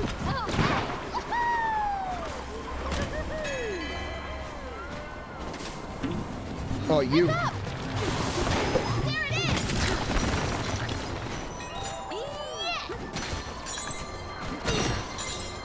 Right, let's see if... What was that? Is that a banana or a fossil? It's a fossil.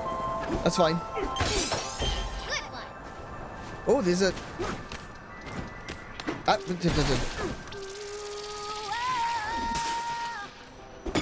Let's go. Let's go. Rollerskoid 3. Rollerskoid. Oh, is that the... Yeah, the Rolly Boys. Yeah, okay. Heads up. Finish it. I can use one to break the others. Never mind.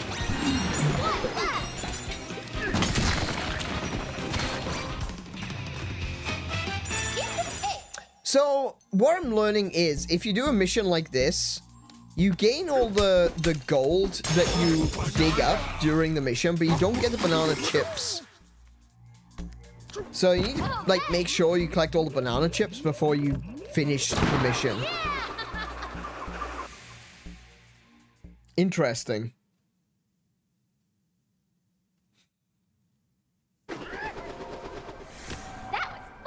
high. Look out! Boom. I like that they're gold as well, because gold is a pretty strong material in this. So you can just use them to break through pretty much anything.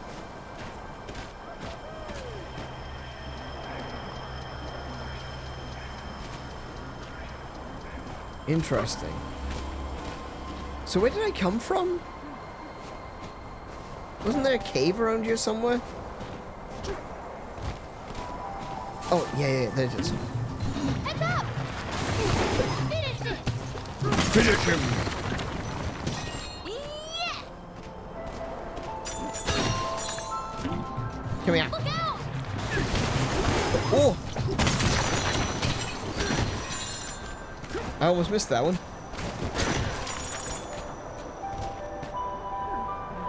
Yeah, so this material, whatever it is, it looks like petals. So I can clap to get rid of them. That makes it easier to move at the very least. Oh, there's another one of these things. They just keep coming. Nice one! Oh, they just regenerate. Okay. Gotta make sure to really pound them into the ground. Alright, I want to go back in that cave because I think I missed something. I think I missed some, I think I missed a banana. So this was the hole I found a banana in.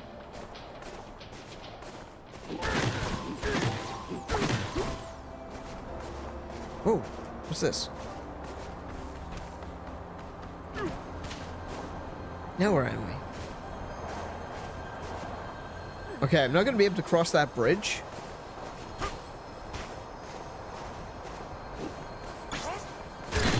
Ooh, hello.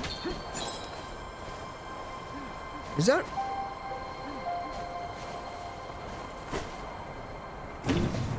Look out! Can I climb this? I can't climb that. Okay. There we go. A banana! I nearly went straight off the edge though. Good grief.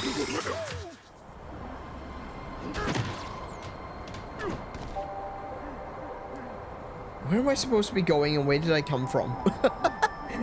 I'm so turned around. Hold on a second. Where was I? Did I start up? I started up here, look. I jumped down into that cave there. Okay, so maybe if I just go Should we teleport? back to the top, I can retrace my steps to where I wanted to be.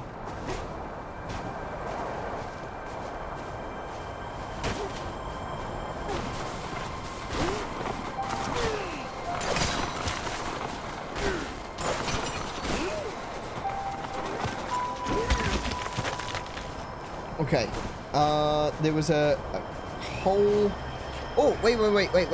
This is where I want to be. Because I wanted to stand here and do this. There's still a banana there. So where's that banana? Looks like it's below me right now. Oh, look, there's a cave down here.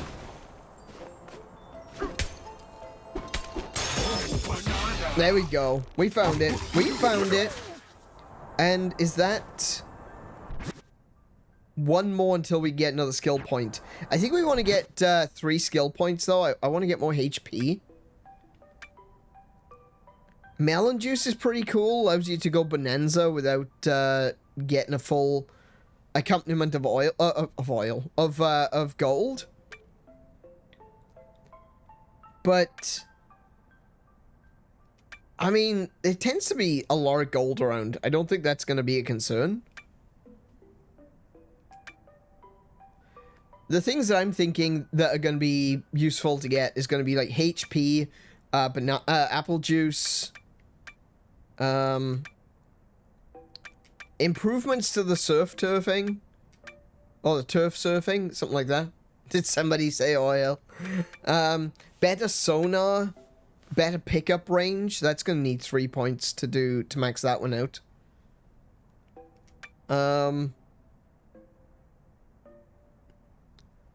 Punch improvement, that's gonna be useful as well.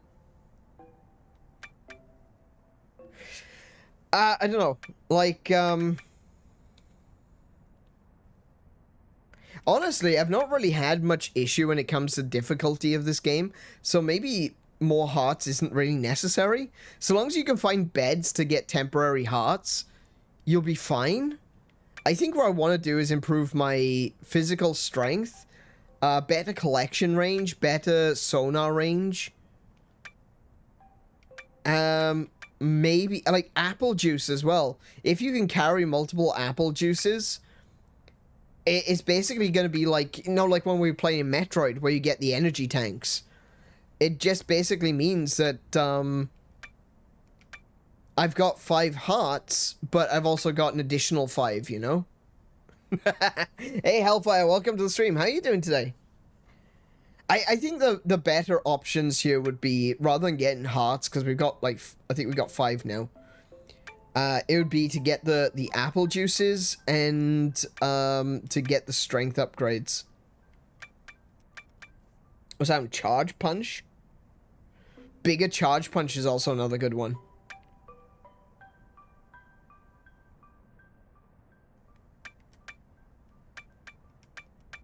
I'm looking right now. I'm feeling like physical strength and the utilities are the best ones to get.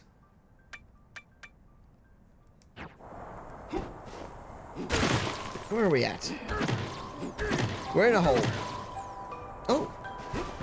Is that where I came in? I think that might be where I came in. Cool. Alright. Oh! Oh! Alright. If you insist, game, I'll take the gift of a treasure chest. Ooh, a map. Another map. Okay. So where's that one gonna lead me? Where's that? Oh, that's a regular fossil. I think that's a regular fossil. Yeah, Let's yeah. go get it. That's the standard fossil. Okay. Do I really care enough to go all the way back up?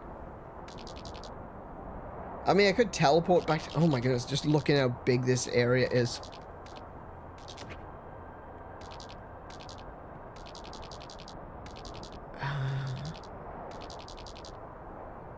Oh, so this is where I got that banana.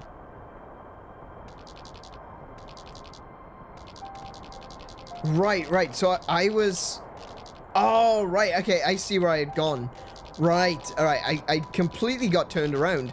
I thought I'd gotten this banana over this side, but apparently I went all the way through, and I came out, climbed up this area, and then came down here. I thought I was still over this side. Wow. Okay.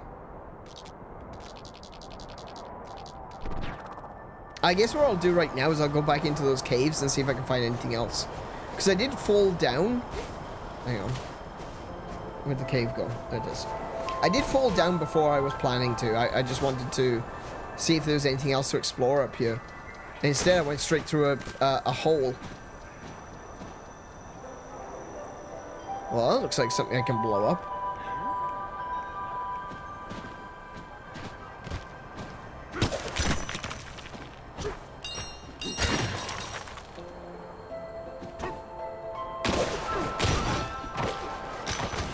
Yeah, that definitely looks like something worth blowing up.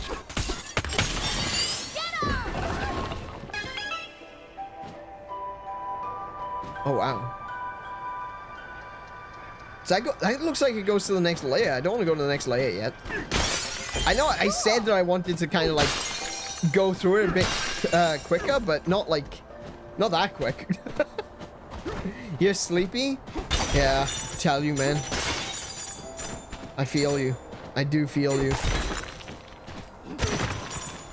I wanted to sleep longer today. I've been sleeping better, which is really cool, but today I was just like, I really want to stay in bed. Wait, whoa. Wait, where's this leading me?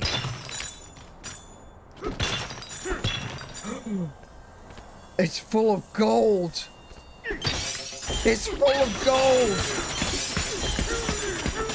Why can't I find one of these in real life? The treasure chest down there too.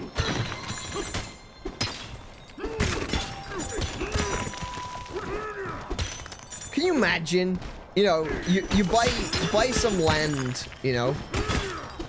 You just buy a little property of land, and you're just like, you know what? I want to build a house on this little piece of land that I've got. And you start digging. You don't have to dig very far because you're thinking, oh, should I put a basement in? Yeah, sure. Let's put a basement in.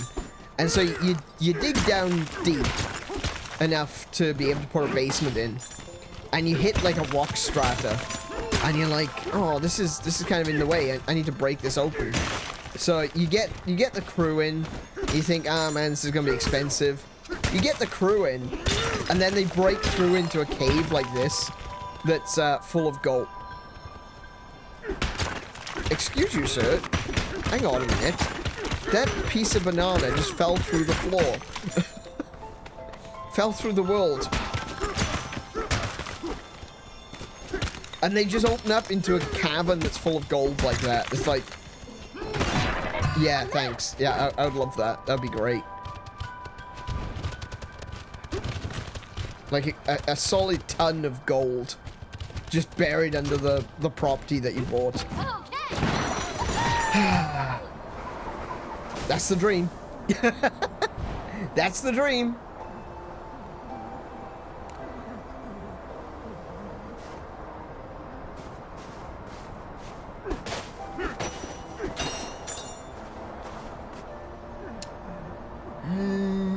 Where am I?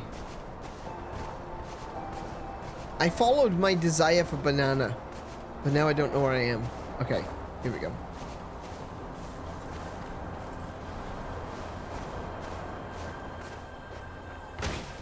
So I broke that thing. And I could go down through there. Oh, I know where I am. Right, this is where the giant watermelons are. Which is kind of silly. Like, I just want to point out, this isn't how... Well, that looks like a turnip.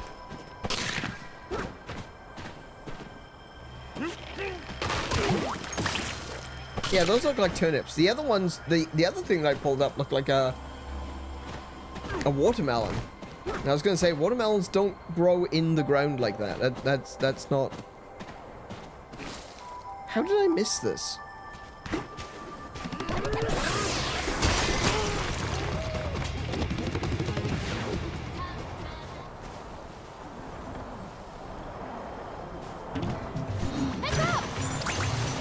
Yeah, I can hear it.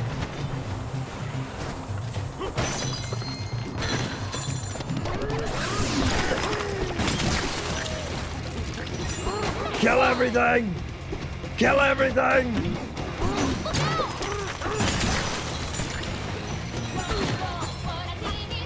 Monkey smash! Wait, I did kill everything. Boo. Boo. I need more things to kill. Oh, hi. Hold on. Oh, where'd he go? Oh, hi.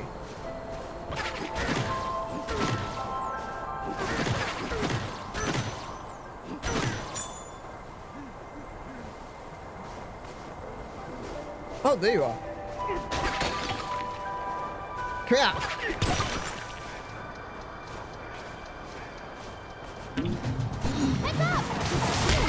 Oh, okay. I do need to actually be like Super Saiyan for that one.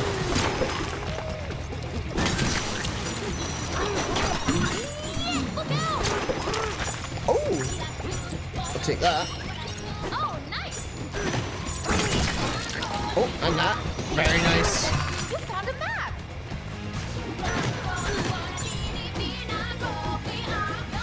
Where was that? Where did that crystal go?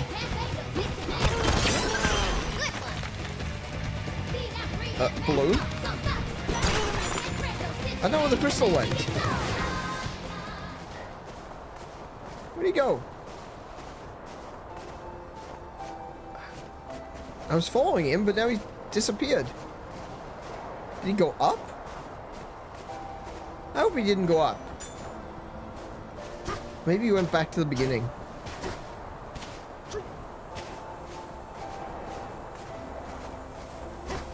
No. Okay.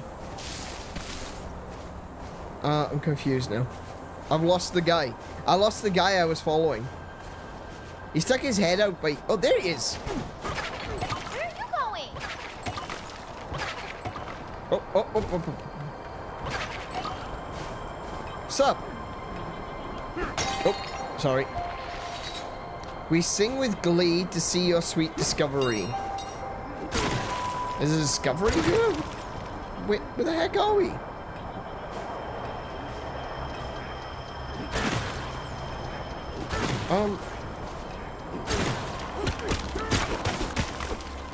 Oh! Oh, this is... Oh my goodness, this is the banana I got earlier. That's the banana I already got!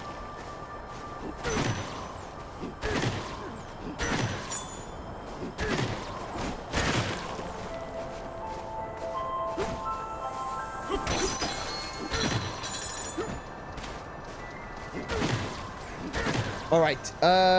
So I guess we just have to move forward now. We gotta go across this bridge. Oh, actually, we can't go across the bridge. We gotta drop down, not get frozen.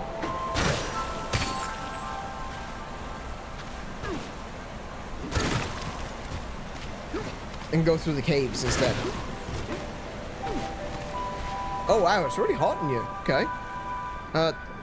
What is that? Oh, never mind. It looked like a handle. I don't know what it was. Oh, it looks like a shovel. Right, okay. Well, okay, that's suspicious. Oh, another one. Get punched.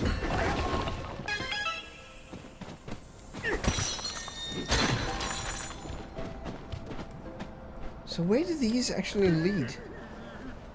I might have to go down there at some point, but I don't want to go down there just yet, just in case there's something which I've missed, you know? I want to try to finish everything on this layer first.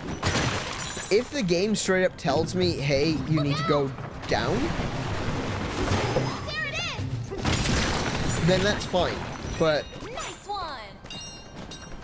until then, I'm gonna stay up here. Heads up.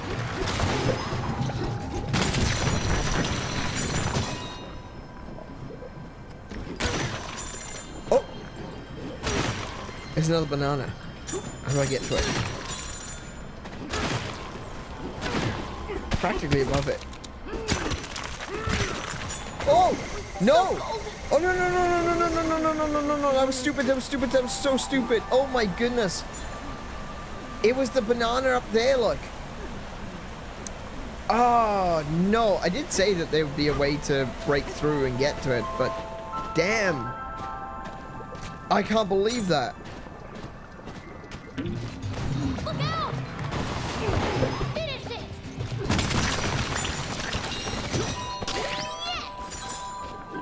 I do love how on board with my destruction, Heads up. Pauline is. I almost said Rosalina then. She's just like, yeah, kill them, yeah, murder them. Leave no survivors.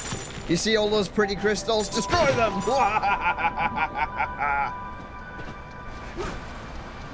Yeah, see, I could just drop down here. Rather than doing the puzzle, I can just go. There you go. Banana? Banana time.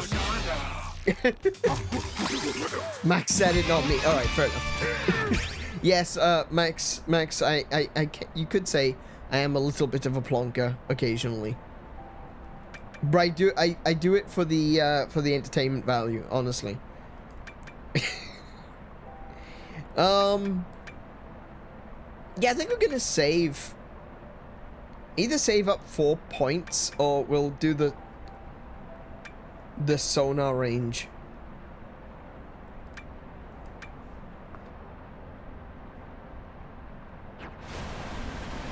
Alright, okay, this is gonna be a problem now, because I'm gonna land up in the water anyway. See what I mean?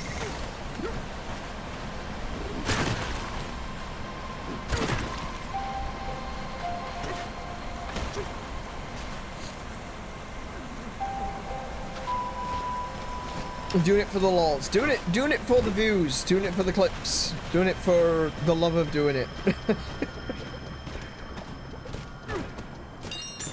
Doing it for the shiggles. I love that, thank you. Man, I have destroyed this cabin. If there was a correct way to go through, I don't think it's recognizable anymore. Oh, wait. Oh, there's like an undercut there that I've created. Whoops. So we got a cannon. Is there any more bananas before I throw myself into orbit? No? Okay, let's go. Oh! There's a banana.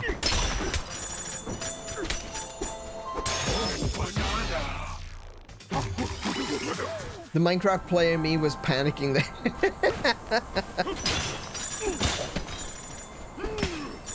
I tell you what, the Minecraft player in me's been panicking a lot recently.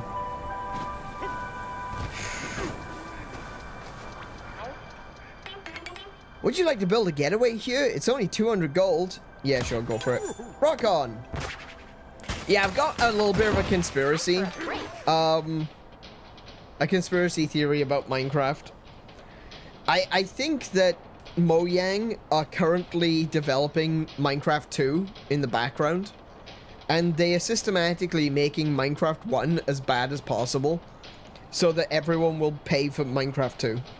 That is my current theory, because recently the upgrades to Minecraft have been lame. Really bad. Like, I don't know if you know this, Notch scared them. Yeah, exactly. Notch is like, oh, you know what? I feel like I'm gonna make a, you know, a spiritual successor to Minecraft. And now they're like, oh my goodness, we need to do something quickly. we need to get public favor back on our side. I don't know if that's gonna work.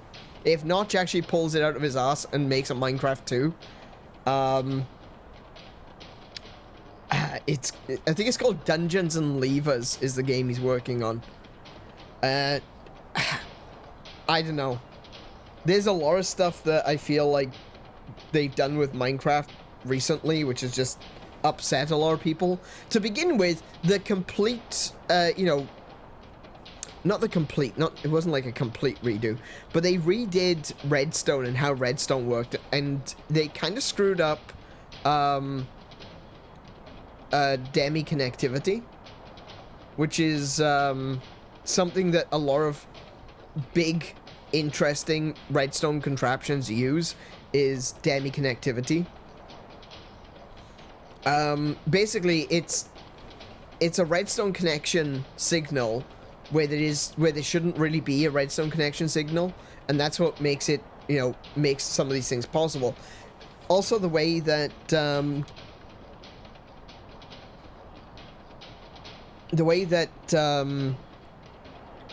redstone ticks work was changed, and it's completely screwed up the way redstone builders do make a lot of their builds, and a lot of builds that have been, you know, mainstays, you know, staples of Minecraft building for so many years suddenly don't work.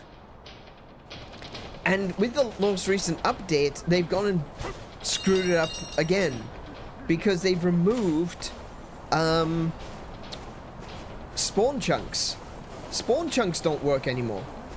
It used to be that you would build like a particular farm. If you wanted something like an iron farm that is constantly producing iron, you would build it in the spawn chunks, because spawn chunks are always loaded. Yeah, you can't do that now. Spawn chunks are no longer always loaded. So you can't have a redstone machine or a farm or something constantly on. You have to use what Phoenix SC calls esoteric ways of keeping things loaded. And he's right. You've got to basically glitch the game to keep things loaded now if you want them loaded. It's like they're continuously making changes, which is making the game worse. If Notch does pull out a Minecraft 2 in the next year or so, I think a lot of people will go to Notch's new Minecraft. Because he is seeing what, you know, he's not a part of Mojang, you know? He doesn't pay attention necessarily to what's going on inside the corporate side of things, but he does pay attention to what's going on the internet. He does pay attention to what people are talking about on social media. So he knows what people want from the next Minecraft. And I think he's got a better chance of making something that people actually want than Mojang do. Because Mojang are just hidden behind walls and walls and walls of basically corporate red tape. And let's face it, come on, the stuff that they released recently takes them 6 months to add a mob to the game, and the mob that they add, someone made a version of in like 6 hours. Someone modded it into the game in 6 hours. Come on. What are you doing? What are you guys doing? What are you actually working on? Welcome to the Style Shop. Shed that surface level style and dig into the underground fashion scene. Can't see what's in stock? We accept fossils found within this layer's payment. Okay. Oh. Reduces damage from ice water by 20%. Man, those are so 80s. Oh my goodness. Not too fussed on this one. Restores your banana G as you destroy terrain? I don't like the style, but I like the ability. Holy crap. I need this. Yes. What have we got? Mint freezer jacket, taffy freezer jacket, berry freezer jacket. Okay. Extends your zebra bonanza time by 40%. Oh, there's the blue hair. Ooh, sour berry blue. Wow. Tart enough to make your face pucker. I'll tell you, something's puckering. Alright, I need to get some more... I need some more, fossils.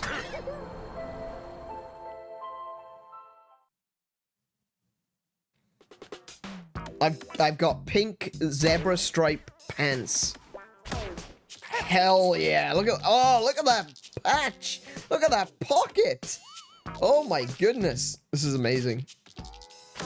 It's like this game was made for me or something. I've been meaning to take a look at Vintage Story, so it come up on my recommended feed. Someone was playing it to see how it matches up to Minecraft. I think there's a lot of games that come out that kind of... A lot of people say things like, oh, this is the Minecraft killer, but they very rarely are.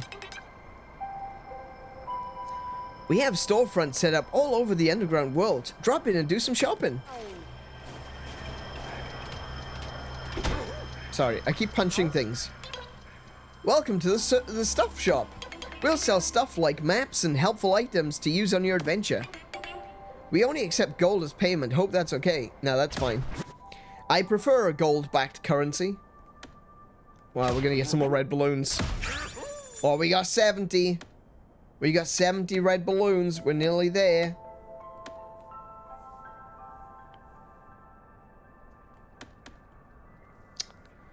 Should I get the fossil maps? I think I want to get, like, the rare fossil maps more than anything. Like, regular fossils, you find them pretty much everywhere, so... You just gotta keep an eye out. Although they might be harder to find on this stage because everything's covered in snow.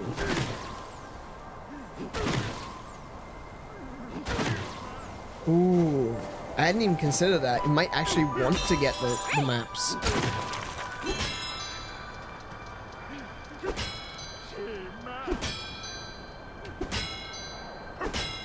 Wow, I can't see anything. Okay. Oh, there's some of that purple crap again.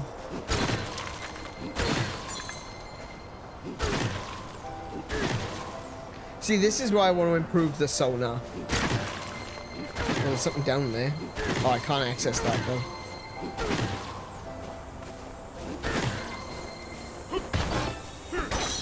Nice.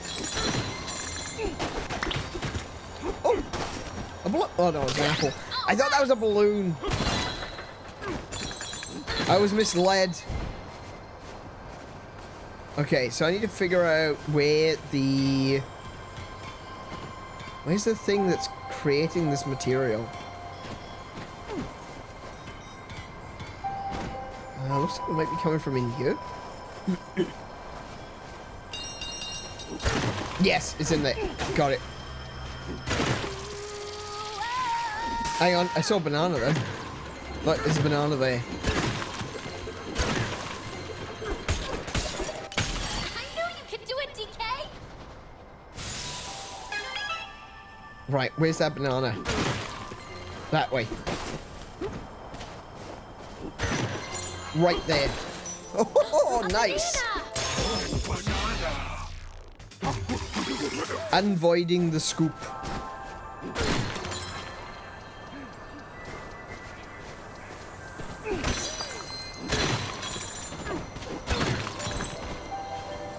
Right, so we broke this. This thing packs a punch. Oh, sorry. This thing packs a punch, bruh. Okay.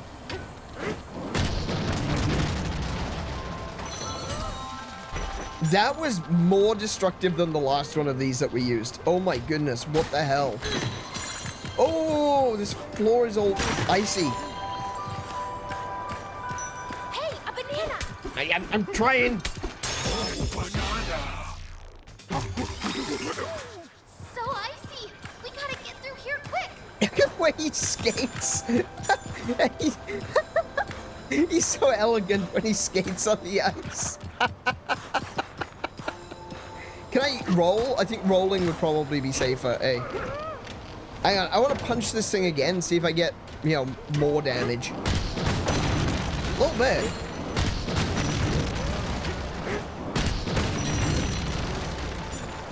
A little bit. Not a lot, but yeah. Hang on a minute. Hang on. There was a, I don't know, a shrine. Let's call them shrines from now on. There's a shrine here. I need to do the shrine. After you buy the blue, maybe stay pink until you're out of the frozen area. At least for me, pink DK is easier to see on the map. Oh.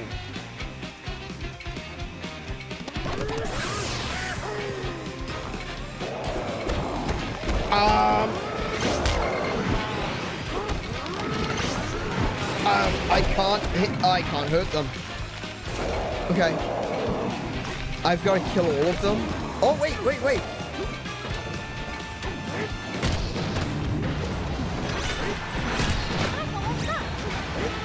I get it, I understand. Oh!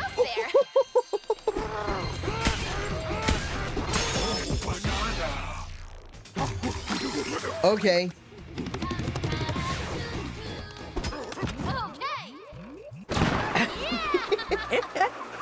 Just a thought, it's okay if you change to blue. No. If it's easier to see Donkey Kong when he's all bright pink, then we'll stick as bright pink Donkey Kong. We can at very least see what he looks like in blue. Before, you know, making any decisions. I still want to get some fossils. I'm not seeing them though. Do I have any unlocked? Oh, there's a fossil there. And there's one there. Hang on. Oh, that's over the other side. Oh, it's fine. I've got the crossroads. Okay, I got the crossroads Should we teleport there? location. I got the checkpoint sorted. So we can always go back there.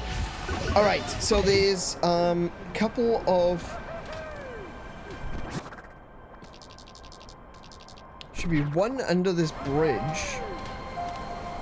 There it is. Good one. Look out!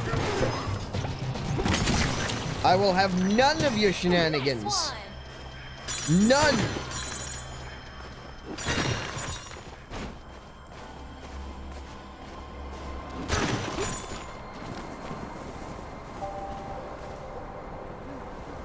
What's that?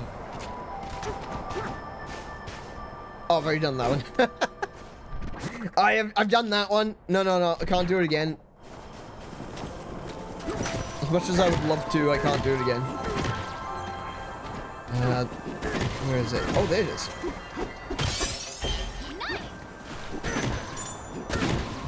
Hi. Oh, no! Wow, that did, whoa. That did a lot of damage. What the heck? There it is.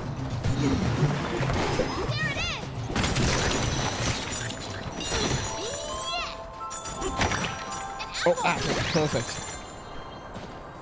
Might have to find that, oh, there's a banana in there.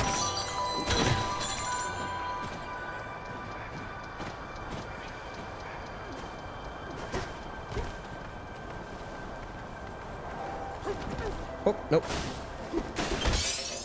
Cool. Okay. There's a banana. I found it. I found it. I got the banana. That's a third skill point. We can now upgrade. Let's see. I could get more HP. I think if I got more HP, it would also fill my HP. So that might be a good option at this point in time.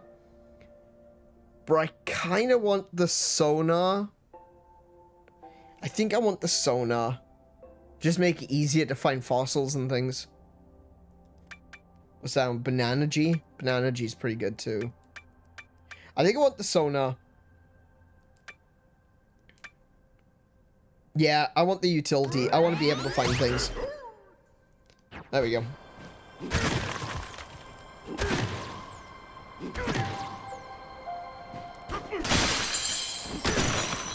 Whoa! Nice!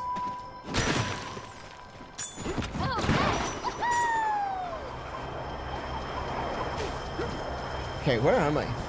Where have I ended up? Where is this taking me? Oh, there's some fossils up there as well, look.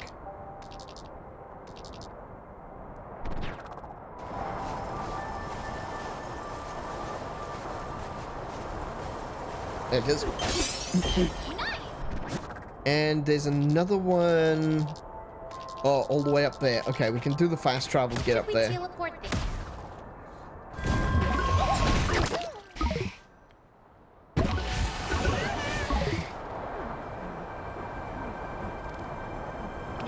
Where was it? Oh, it's off the edge.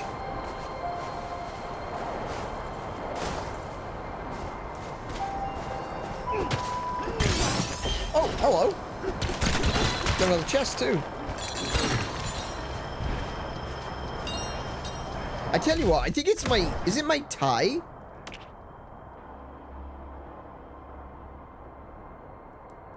No. It must have been the pants I was wearing.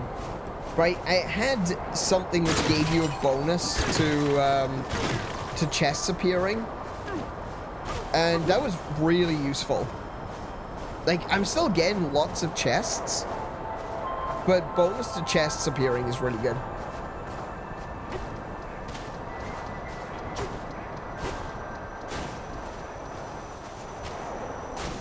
Right, where am I? Yeah, pretty much everything. All of the clothing that you've got actually has an effect. What have I got? Increases the amount of Banana-G gained from gold by 100%. So basically doubles the amount of Banana-G I get from gold by wearing the gold tie. Reduces damage from ice water. Like, I'm just wearing them because they're pink zebra skin pants. That's purely the reason why. I don't care about the fact that it reduces damage from ice water. Pink zebra skin pants, you know? And extends your Kong Bananza time by 80% for the cowboy outfit that Pauline is wearing.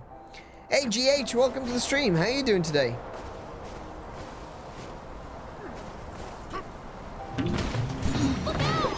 Nah, not letting you, not giving you a chance. Nice one. Okay.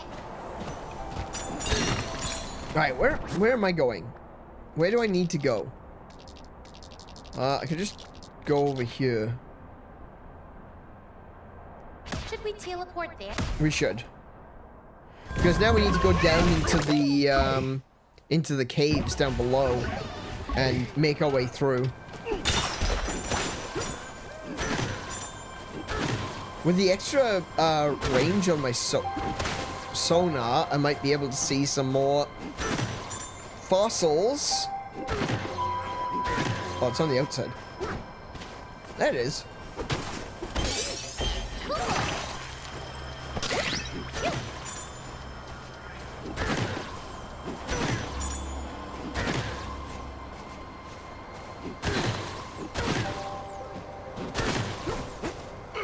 Oh, I can't climb that. No, you can't climb the ice.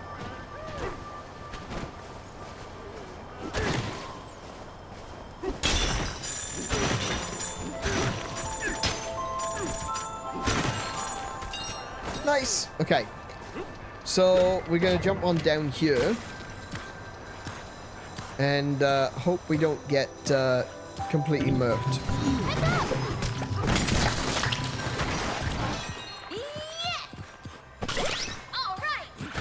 Oh, hi. Wait, I can break the ice. I didn't even think of that. Of course I can break the ice.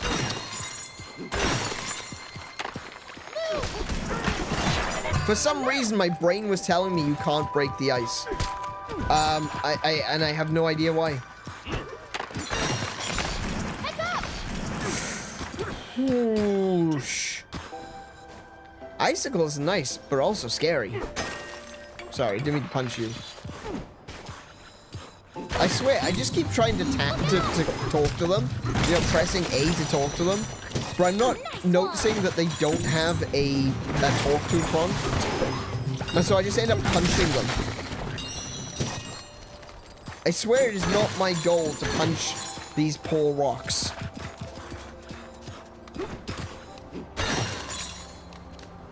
The big rolly ones that keep trying to run my ass over, those ones I'm trying to punch. But, like, those guys, not really. Can I pick this up? What's with... Oh my goodness, what's with the pirouette? That's a big icicle. Oh, that is a big icicle, isn't it?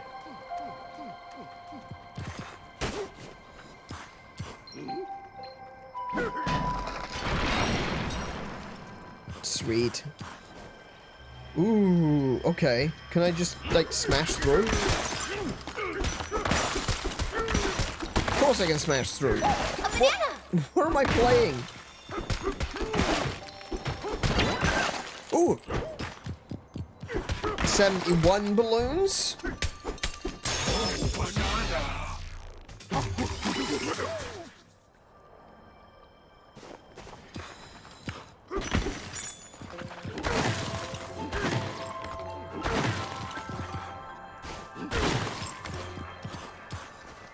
Oh, this is so...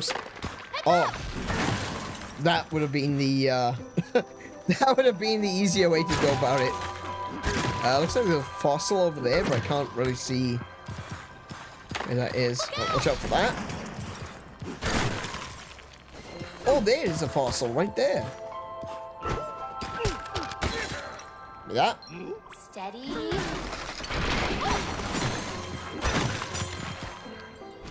How do I get that? Oh, I guess I throw something at it, right?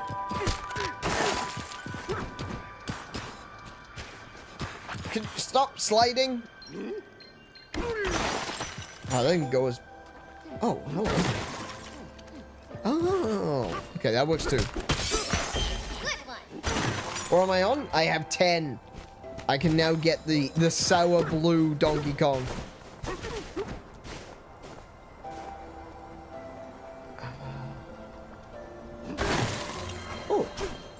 What was that? Oh, it's another one of those, steaks. I think that's what they're calling them. Oh, hello. Don't worry, I moved. Oh, banana.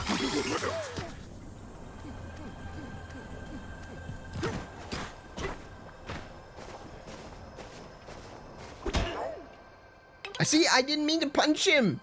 I just walked up to him and pressed A, but Donkey Kong decides I communicate via punching. Time for a break. You've built 3 getaways in this layer. The beds here are now comfy level 3. Nap in one to get a +3 bonus.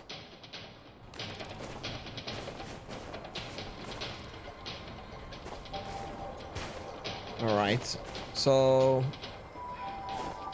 I have to knock those... Oh, there's rocks. They provided rocks. They provided rocks.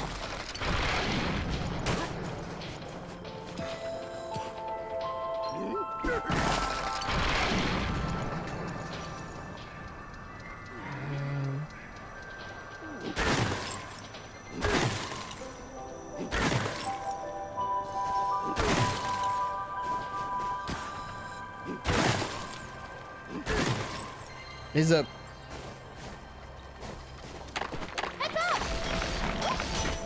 Okay. Why? What? Why did I fall down? I went down. I was pressing the punch forward button and I went down instead.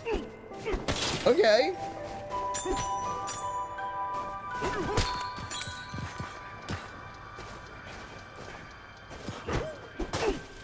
What's this? That looks like a way out. Oh, another banana. Wow, okay. A banana? No, GH, I haven't, Kiko and I, like, after the stream yesterday, I went to, well, Kiko went to bed. I was up for a while, but I haven't had an opportunity to show her yet. I mean, I haven't seen it myself, because I was going to put it on and take a look at it, both of us, but, yeah, we haven't much of an opportunity. I've been working real hard on getting stuff, working on this channel.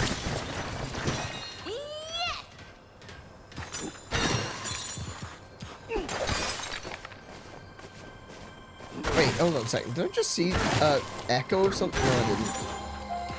Where did you come from?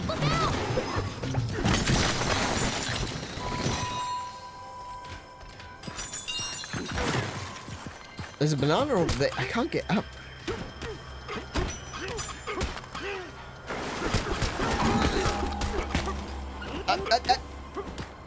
There we go. Ah, there's another tuning fork. Nice.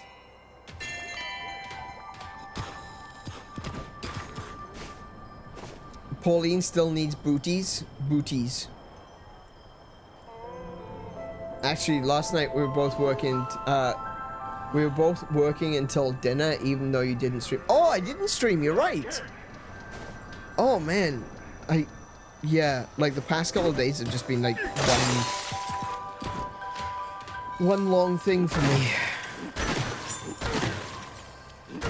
Ice. Now hold on. Oh, another banana. What the heck? There's so many bananas in this area.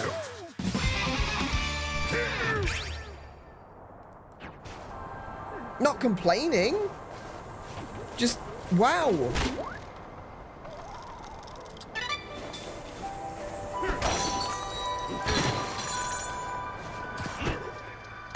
I do feel really turned around though, because I could have sworn there was a thing. No, not this way, not this way, not this way. This way. This way.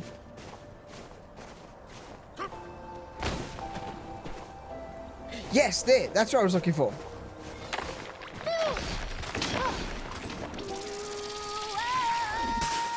Nice, I got it. Let's go.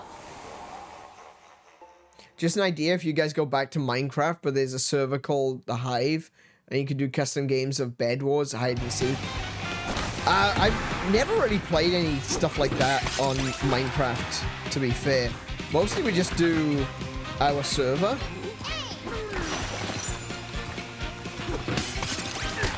Nope, yeah. But I gotta be honest, I have not been impressed with Minecraft recently. Okay, over I go. Oh, no. Yeah, I've not been too impressed with Minecraft recently.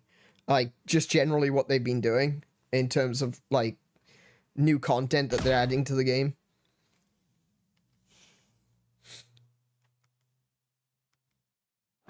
Do I have to kill them all? I think I might have to kill them all. Come here. I do have to kill all of them. I thought I just had to race to the end. Okay.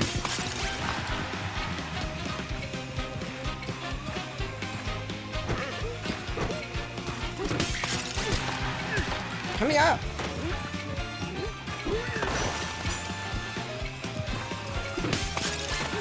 Hurry! Oh. Oh. No! Oh my goodness. Oh, I thought I got it on the last second. Okay. It is so hard to steer.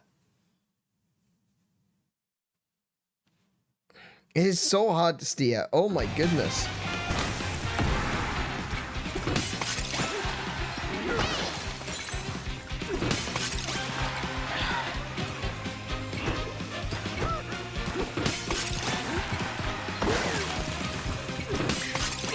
Nope.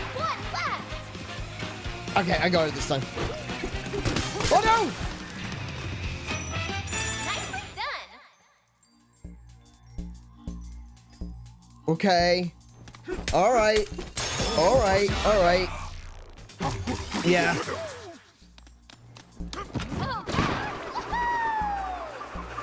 I badly need to get to my build, my poor unfinished lighthouse. I'm scared to see what Tim might have done in Hubtown. Actually, you know, I'm expecting it to be really impressive when we eventually get back to it. It's gonna look really cool. But it's gonna make everything that we've built look horribly, I imagine that we're gonna get back there and it's gonna look so good, and then everything we've built is like, you know, chicken nuggies at a banquet, you know? Not that I'm opposed to chicken nuggies at a banquet. In fact, I would very much so appreciate it, but still, you know? Alright,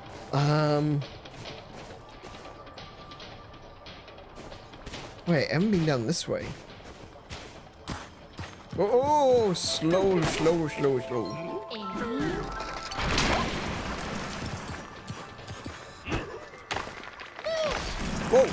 Whoa! Oh, I see.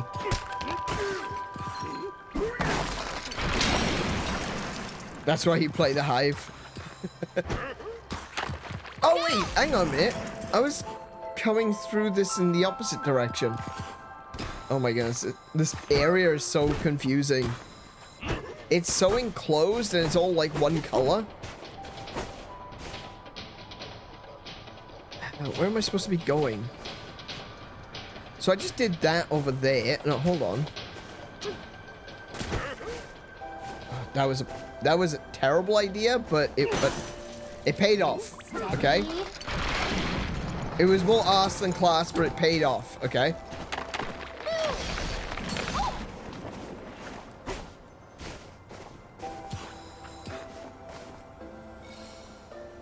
What's this? Oh, yeah, this is the way to get out. This is the way. This is what I'm looking for. That's what I was looking for. Okay, cool. We're out. We're out the blue icy caves. Oh, hello. Would you like to build a getaway here? It's only 400 gold. Sure. Go for it, please. Time for a break. You've built 4 getaways in this layer. The beds are now comfy level 3. Nap in one to get a +3 bonus. I think I will do that. See what I mean? I'm pressing A to click on something, but instead he just punches it. Come on, DK. DK? Are you awake? Hmm? Spot sure is chilly, huh? That's pretty cold. I guess you're not as cold because you're covered in fur. Something like that. I have ice running through my veins. Well, I'm freezing.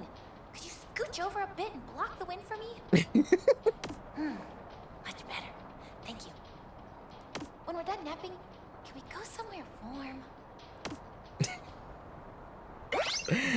They've done so well with Pauline in this game. They've really made her just done so much with her character. I love it. She's great. And there's all kinds of games to PvP.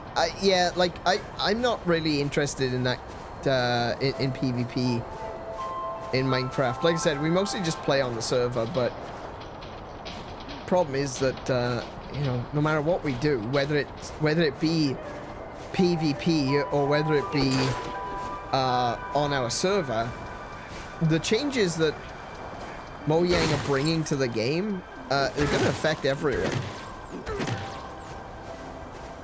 At some point, eventually.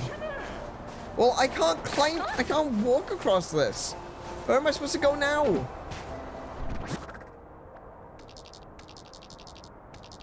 Wait, did I?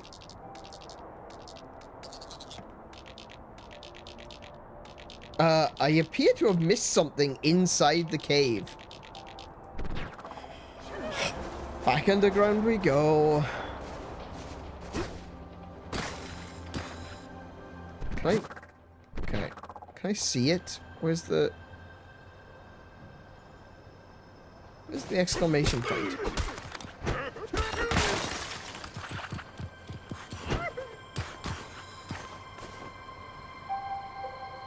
What have I missed?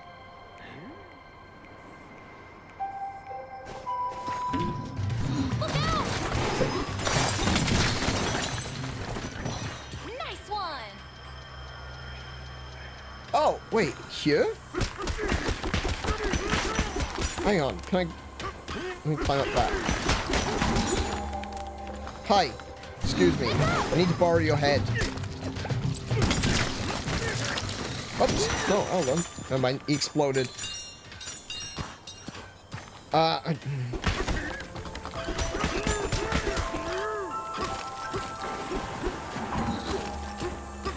Why can't I jump up there?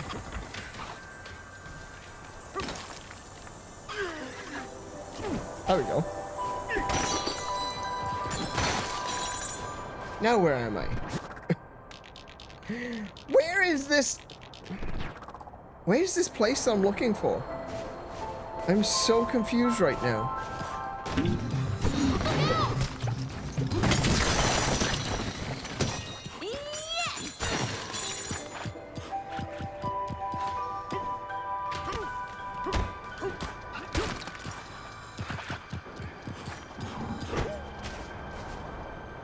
Like, I found so many bananas along the way, but like...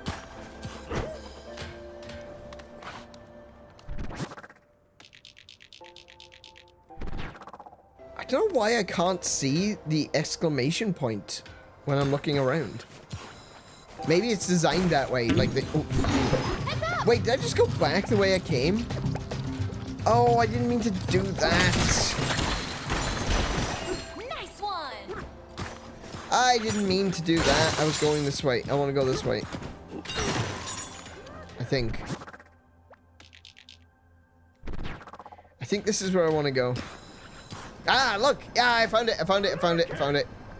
Excellent. What's that weird face thing about?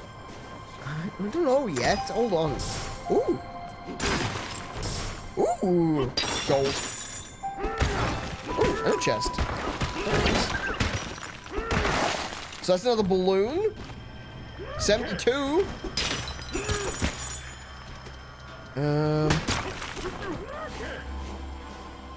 Oh, there's a banana right there. Banana slammer. Oh, wait, what about through you? I got a chest with a map.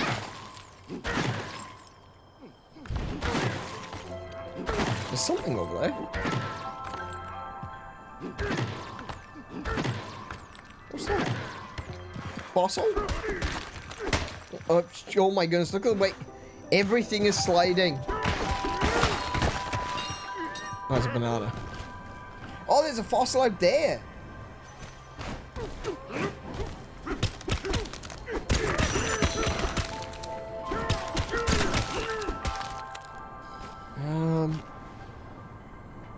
Oh, I see how to get it. Look out! There it is! If I aim at that. Boom! There we go. Oh, cool. It's like a bug in amber. That's cool. All right, you come here. Heads up! Cool. And that way. Oh, he confused himself. Finish it. She's just fueling my destructive tendencies. It's great. I love it.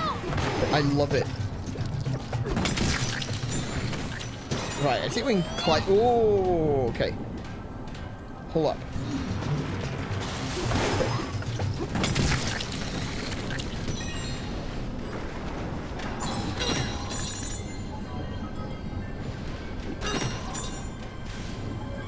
Is there anything else while I'm here? I just want to be sure.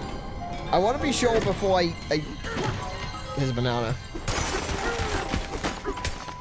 There's a banana! Oh, banana! Where am I at now with skill points? I've got 1 skill point and I'm on the way to getting second. Alright, let's punch this thing. Awesome! Okay. So... second skill point, here I come.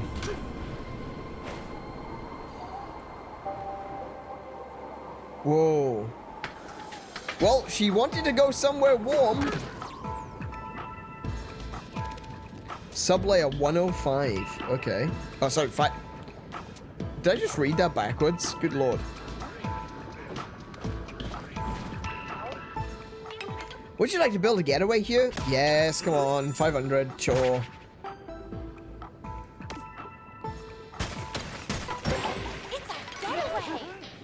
Level 5. I now have a comfy level of 4. Nice. There's a banana. Oh, wait. A banana? How do I get the molten banana? Focus. Oh. I don't know what this material is, but it seems to be like it's not a fluid. It seems like it's more like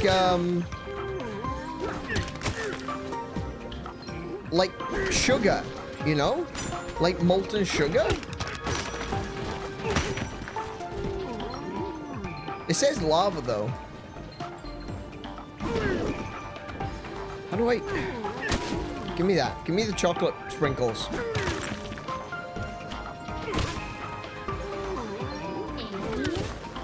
Right, so the chocolate sprinkles seem to just break as soon as they hit the lava.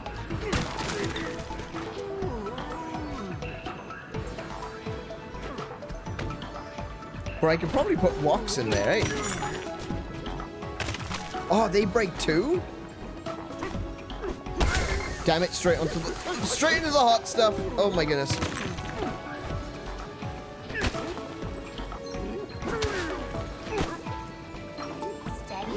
Yeah, I can't break the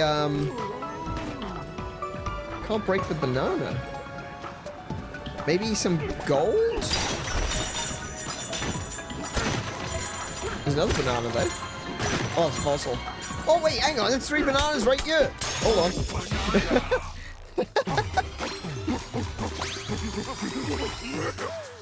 Excellent. 2 points. We're aiming for... We could get the next sonar. Oh, actually, we'll get the collecting.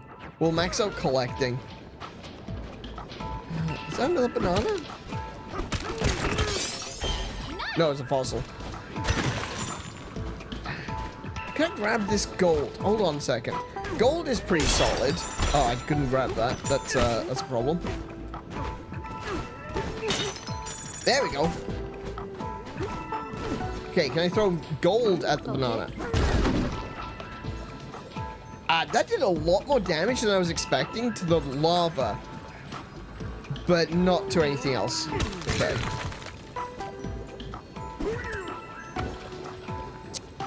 How do I get this banana?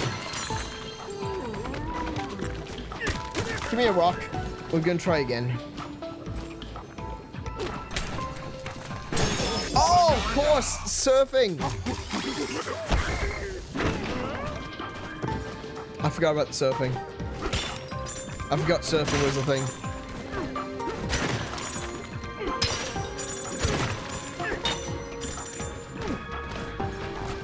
I forgot surfing was a thing. So, where we go? Okay. You here to meet the elder, bruh? You can find him in the Canter. Let me try that again. You can find him in the Canter Creamery. Just climb the molten chocolate waterfall. You call it molten chocolate waterfall. That doesn't sound something like something that's climbable. How am I supposed to climb something that's molten?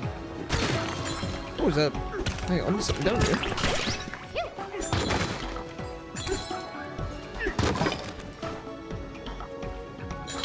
Apple juice? Great job!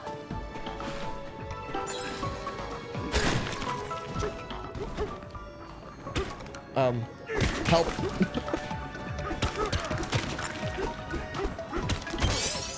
Cool! Look out! Oh! Ice turns the molten stuff into not molten stuff. Oh! That makes more sense now. Okay, so I could have... Is that ice or is that crystal? I don't know. Steady. Oh! Okay, I get it. I understand. I'm up to speed. That makes so much more sense.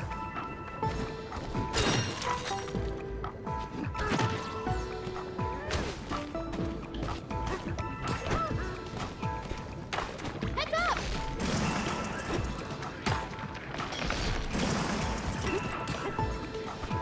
So that means I can probably freeze the...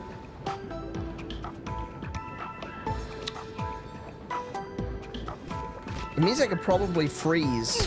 Oh, for goodness sake. Give me the ice. I can probably freeze the waterfall and climb up it, eh? Aim.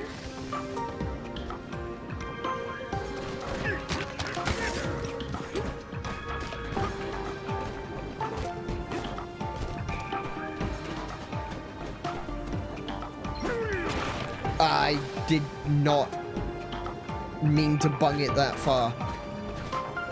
Oh, look, a little piece. That did nothing. It did nothing. Whoa, whoa, okay, okay, we up, we up. Where are we up? Can I jump up there?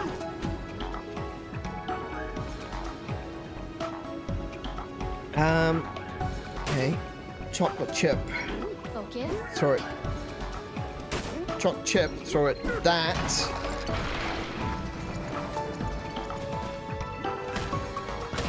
That's a nice big old chunk of ice that I can use.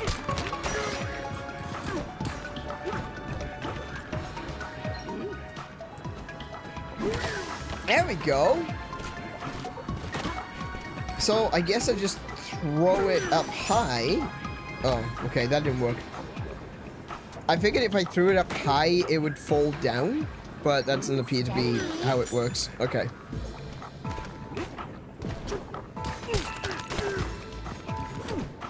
I can at very least just keep hitting it. Like that. That's perfect. Apparently not perfect. Perfect. Not quite the word I'd go for. Cooling down the 𝗬𝗄𝗃𝗵. There we go. Village. Is that your elder? Yeah, there's just ice cream everywhere now. Oh, look, it's a drive-through. Fantastic. Oh, there's a fossil over there. Hold on. How do I get over there? So one of the things I'm always concerned about in this game, well, I am now at very least because I fell into some frozen water, is like just smashing through things and there not being a flaw where I think there should be a flaw.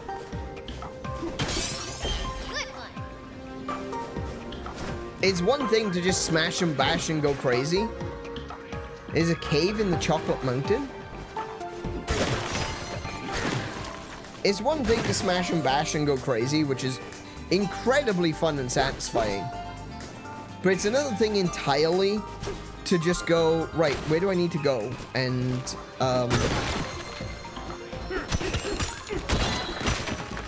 then end up, you know, no floor beneath me. Have I been in here? I don't think I've been in here.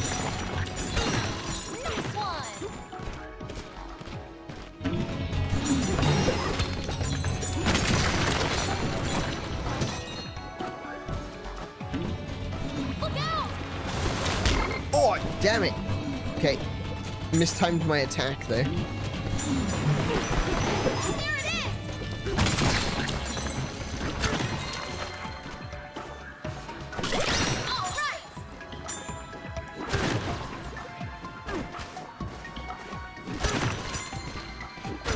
Chest there. Love that. You found a map. Another fossil map.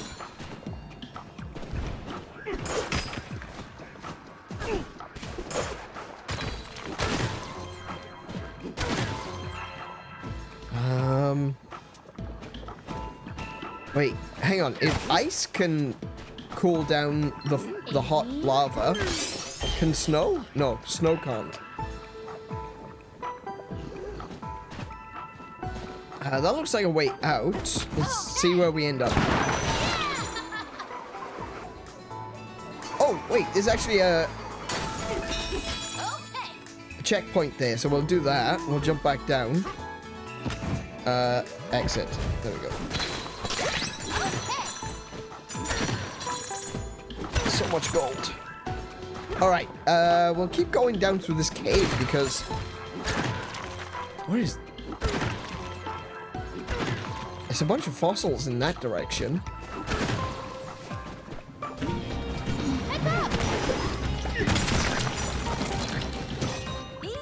Ooh, okay. I'm gonna need something sturdy.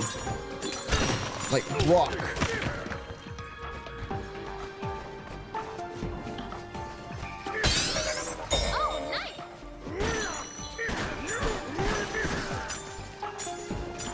What the heck is going on?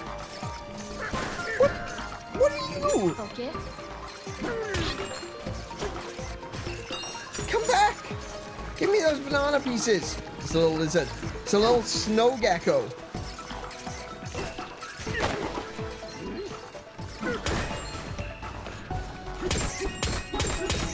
Give me those banana pieces!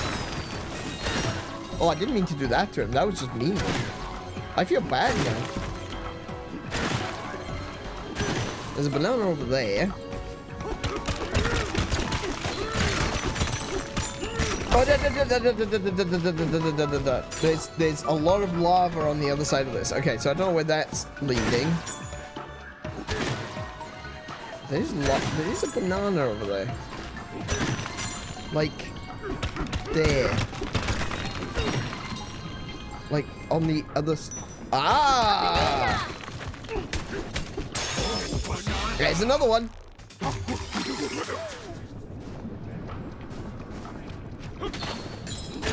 So, again, I can just use... Oh, that'll fire me through the tunnel? Okay, cool. That makes it easier to get back. No, okay. Let's press the wrong button. There's another fossil here.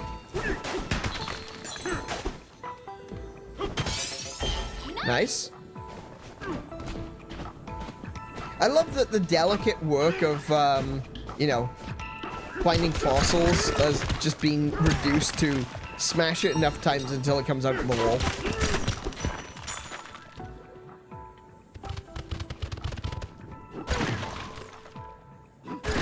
Okay, I'm not seeing anything.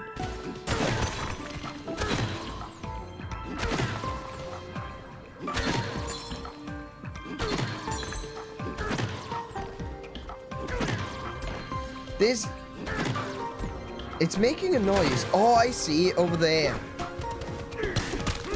That might be beyond my reach. Oh, hello. Chest there. Oh, wow! Oh, banana man. Very nice.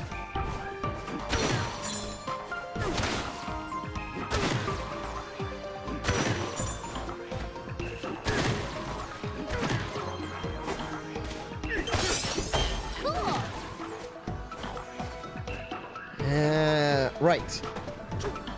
Now where am I going? Oh, wow. So I need to go... Where am I?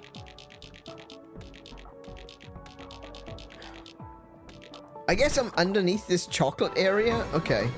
So I guess I can just use the barrel cannon I just found. That'll get me out. And I don't want to be landing on any lava.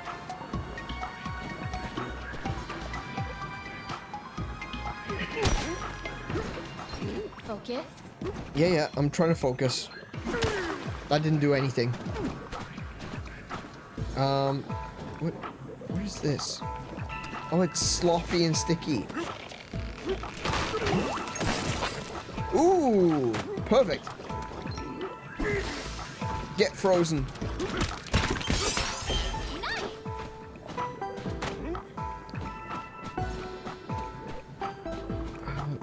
Wait, I can use this to go through there.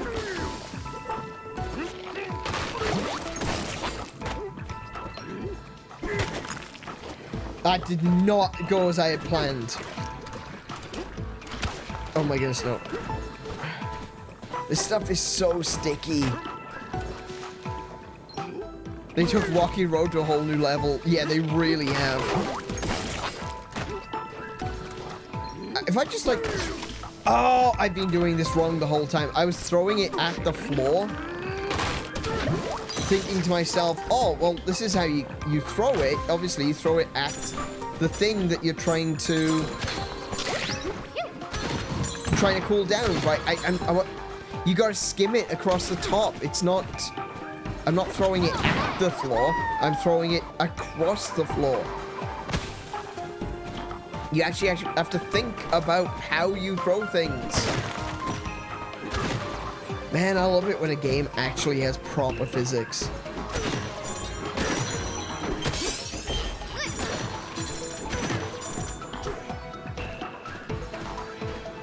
Oh look, my ice cube is tiny.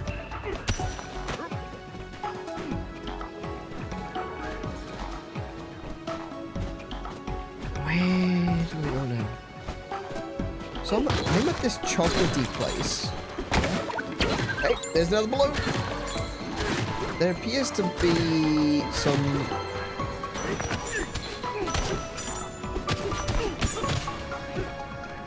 Thank you. Oh, look, there's... Oh, my goodness. There's a...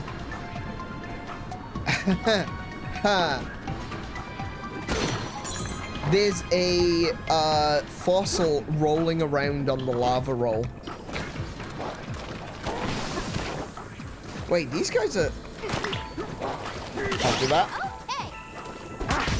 Nice one. They do explode, but they appear to be... icy.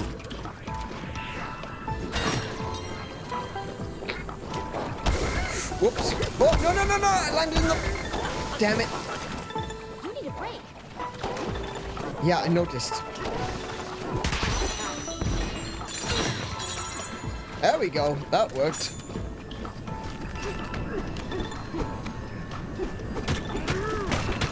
Oh no! Oh! Oh! That was bad. That was bad. That was very, very bad.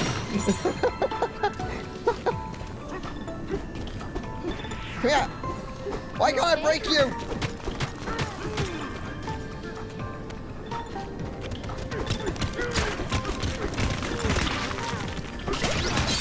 There we go. I got it. I got it. I got it.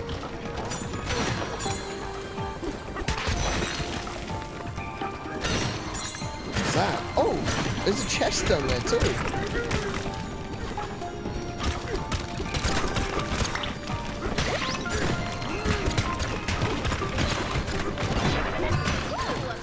Another fossil map.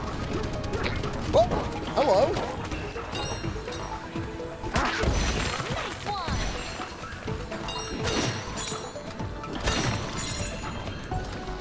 Okay. Oh, wrong button. I appear to be going closer towards the lava. I should be heading towards that direction. Do you see what I think I see, bruh? I don't know. What do you think you see? A record?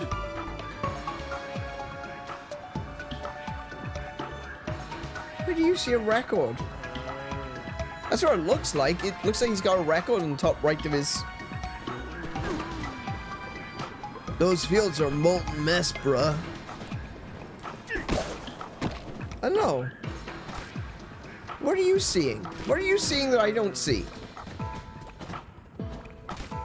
Oh, it doesn't help that they just turn to look at me because I can't see which direction they're facing. Is there something over here?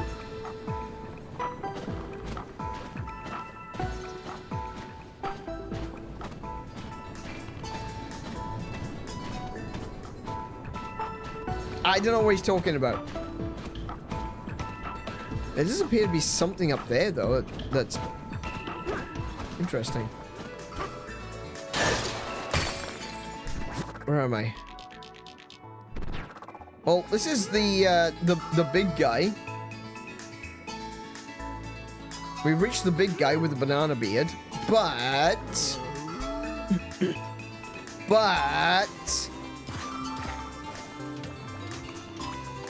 what have you got? Welcome to the chip exchange. We'll trade a banana for 80 chips. All right, we'll do that. Rock on. Enjoy your banana. So where are we at? That's is that 3? Is that 3 skill points? Excellent. We can upgrade collecting.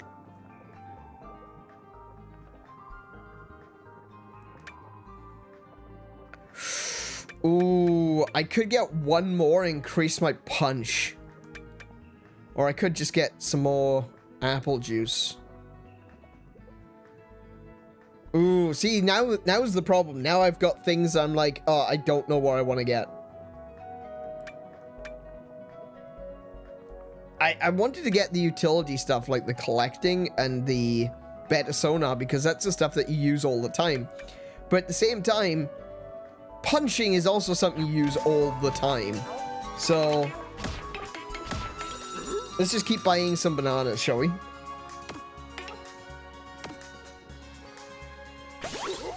I don't know if I'll be able to get myself a 4th skill point, but we can see. Whoa, did that just go up to 200 and something? Oh my goodness, it went from 90 to 200?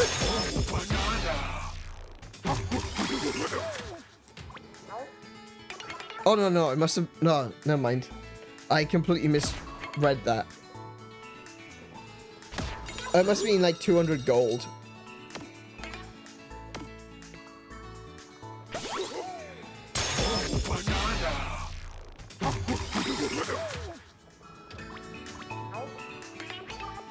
Oh, so it's stuck at 100 chips now. Did that apple roll into the lava? I think it might have. I thought I picked one up, but maybe not. Alright, so every 100 chips now will give me a banana. Okay, where am I at? I need one more banana to get a 4th skill point. Okay. Oh, hello. Saga of the Explorer Tone, verse 6. These stripy zebras gave us a warm welcome to their cold abode. A sweet artisan in training invited us to a tasting of experimental delicacies. Of all of it, the Choco Banana had the biggest impact on us. Our feedback was that it wasn't very sweet. They say they'll work on that. I do like Choco Banana. Choco Banana is great. Like, there are some flavors that they just feel like they were designed to go together, you know? And chocolate banana is one of those. Welcome to this. Actually, pretty much anything with chocolate now that I think about it. Like, chocolate orange is amazing. Chocolate mint is amazing. Chocolate banana is amazing. Is it just that chocolate is amazing and makes everything else better? Something to think about. Welcome to the stuff shop. You can use gold to buy items here. Let's have a look. What have we got? No, I'm good for now.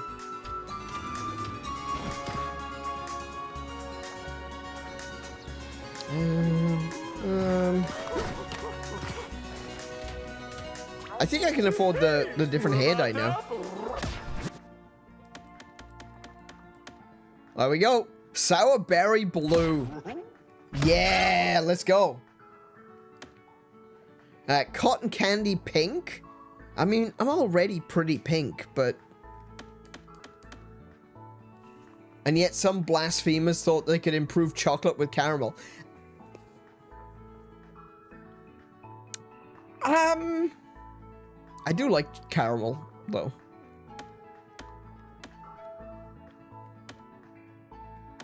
I do like caramel, though.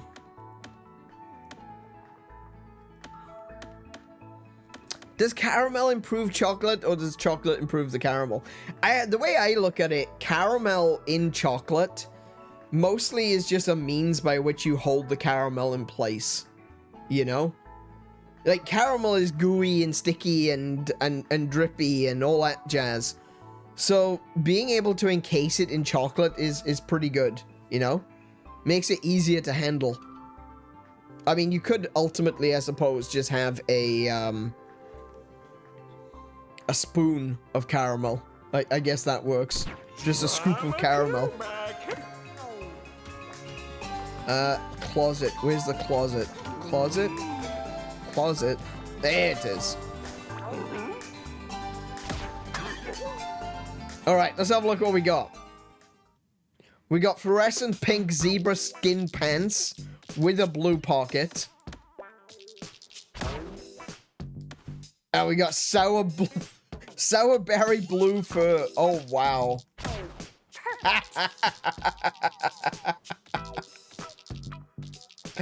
I like it. Oh my goodness. See, it's the little things, isn't it? Like, they didn't have to do this. Donkey Kong could have stayed just Donkey Kong. He could have been Donkey Kong Brown the entire way through. Didn't need... Do you know what? I just realized something. It just clicked with me. Remember I was saying that my biggest criticism with what my... Sorry. Do you remember me saying what my biggest criticism with Mario Bros. Odyssey was? My criticism was that you bought costumes. There were hundreds of costumes in that game, but they didn't do anything. Aside from getting, like, a chef's costume to go into a cooking area where you could get a moon. Or, you know, you're wearing beach... Excuse me, my hiccups again, the better of me. Or beach gear to go to, like, a place on the beach, or you gotta dress like the the characters in the desert, you know, the Sugar Skull guys, to go into an area, into a club that was exclusive for the Sugar Skull guys. Aside from that, there was nothing. There was nothing, you know? All the costumes were in the game, but what did they do? I was thinking that, you know, if you had, like, you know, gear for swimming, that maybe you should be able to hold your breath for longer. Or if you had the gear for, I don't know. I don't know. I'm just trying to think. Maybe if you had the gear for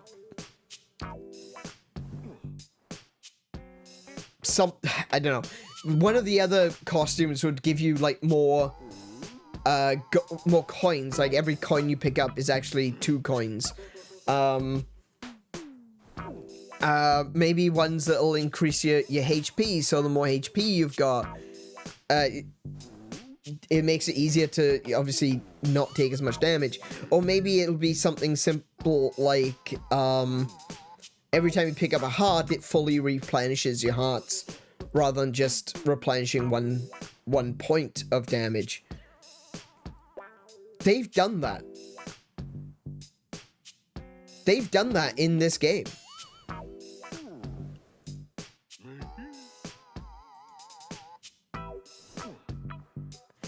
It's taken me this long for the penny to drop, but that's what they've done in this game. They've given Donkey Kong a bunch of costumes and Pauline a bunch of costumes, and they actually do things.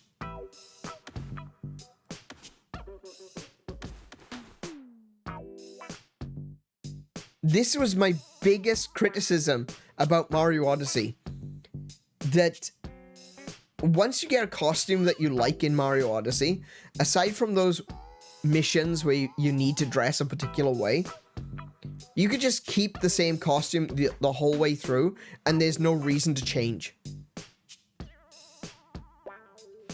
And it's like, okay, well, I like what I'm wearing, so I'm not going to buy that. Why would I buy this? You know? Because there was no benefit to it. At very least, with Donkey Kong, they've taken it that one step further, and that's the thing that I've said. I said it about Breath of the Wild, I said it about Mario Odyssey, is that I felt like a lot of the stuff, a lot of the main components, the things that you interact with on a regular basis in Breath of the Wild and Mario Odyssey, those are the 2 prime examples, are things that could probably have gone through a second draft. Or third draft, whatever, another draft. The costumes in Mario, they definitely could have gone through another draft, so that they were actually useful, and, you know, they were worth collecting, because they give you different bonuses. And we see that in Donkey Kong. We see the costumes give him better bonuses.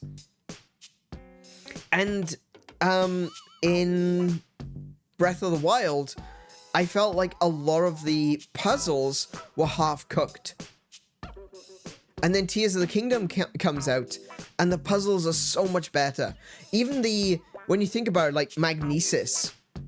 When you take Magnesis, and you know, going back from Tears of the Kingdom to Breath of the Wild, Magnesis is a pain in the ass.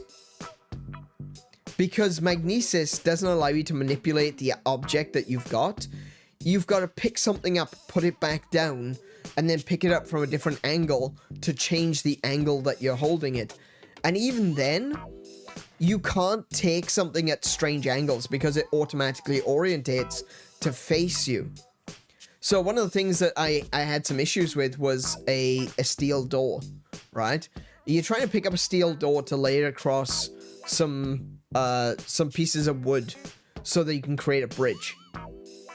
But the only way to reach the steel door, because it's like in the water or something, or it's up on the ledge, the angle at which you grab it is on the long side. So you can't place it as a bridge. You have to put it down, pick it back up again. Or actually, you got to put it down, move around the object, pick it back up again, and then place it. But then you look at the Ultra Hand in Tears of the Kingdom, and they fix it. Immediately fixed. You can manipulate the object that you've got in your hand. And I think that's what we're seeing here. This is, you know, someone came into the chat and was, you know, talking shit about Breath of the Wild. They call it a $60 beta test. I don't necessarily agree with that. I do feel like, obviously, Tears of the Kingdom builds on Breath of the Wild, but at the same time, Tears of the Kingdom was supposed to be a DLC for Breath of the Wild. So, you know, 6 of one, half a dozen the other, I guess. I wouldn't go as far as to call it a $60 beta test. And the same goes for Mario, though. But with that kind of mentality in mind, Mario Odyssey was the beta test for Donkey Kong. Because it takes everything that Mario Odyssey is and improves on it. The costumes actually have meaning. The stages are larger and more full of varied tasks. I think with Mario, a lot of the moons at the end of the day, you can get so many moons. There's like hundreds of them, literally hundreds of them. You can get a lot of moons just from walking around. In this game, you have to do something. Even if it's just smashing down walls, you've got to do something. And it integrates the concepts of like dungeons, like the shrines, with these little puzzles that you encounter throughout the game. I think they've done a really good job. And I think that's, you know, that's a natural progression of any sort of game, is the fact that the next game builds on the previous. I don't see Breath of the Wild as being a quote-unquote $60 beta test, because if Breath of the Wild was a $60 beta test, then Super Mario Bros. Is a $60 beta test of Super Mario Bros. 2. And Super Mario Bros. 2 is a $60 beta test of Super Mario Bros. 3. You know? That's a stupid mentality to take. It's insane to think that way, because every game is the beta test of the game that comes next.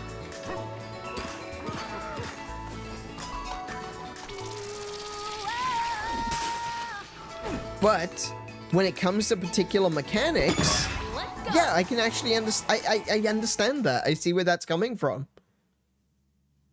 They've taken the concepts of a particular mechanic and improved on them. I probably shouldn't have done that.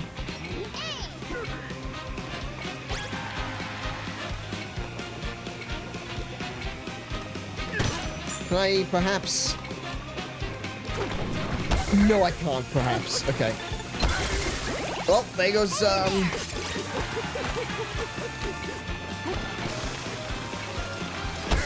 Oh my goodness, are you serious? I thought that was gonna make it.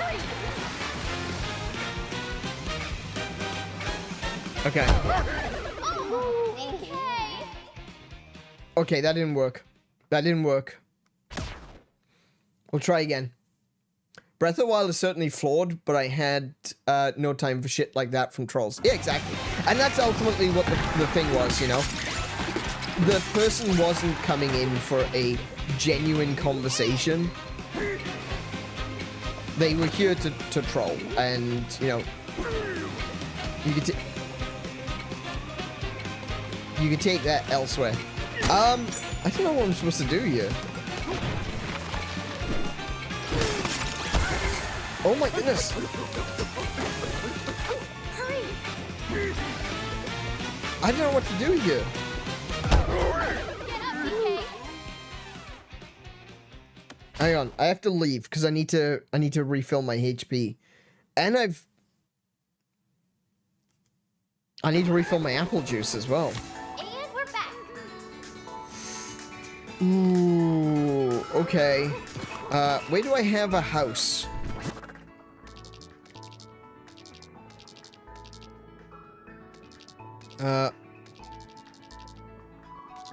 I've got a house there. Should we I'll do. teleport there? Yeah, we'll go there.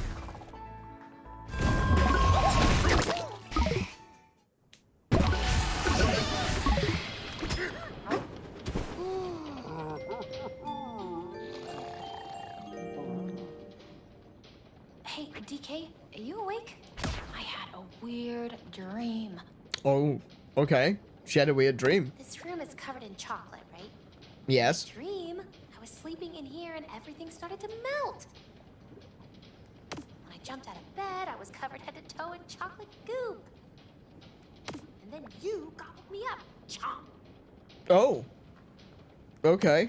I know you'd never do that for real, DK, but if I ever turned into a banana, I'd be worried. If I ever turn into a banana, boy howdy. Good night. Good night.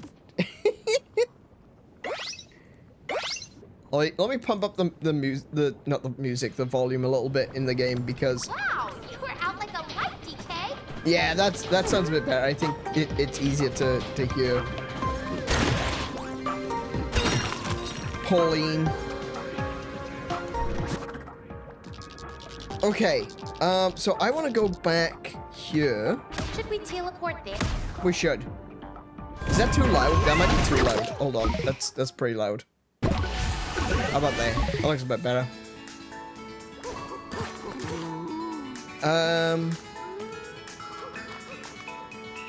I need the stuff shop.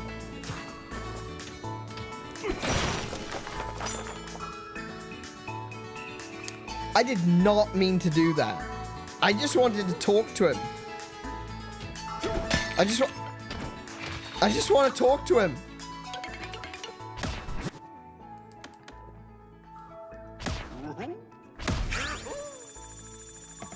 Okay. 1,000. The apple juice costs 1,000.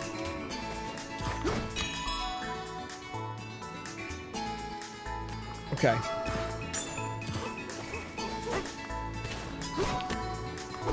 Alright, let's check this one again.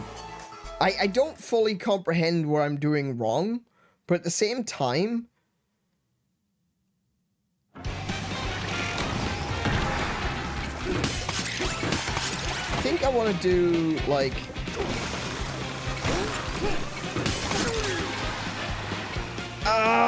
now I'm stuck here. No, I'm not. I'm okay. I'm okay. I'm okay. I'm okay. I'm okay. I'm okay.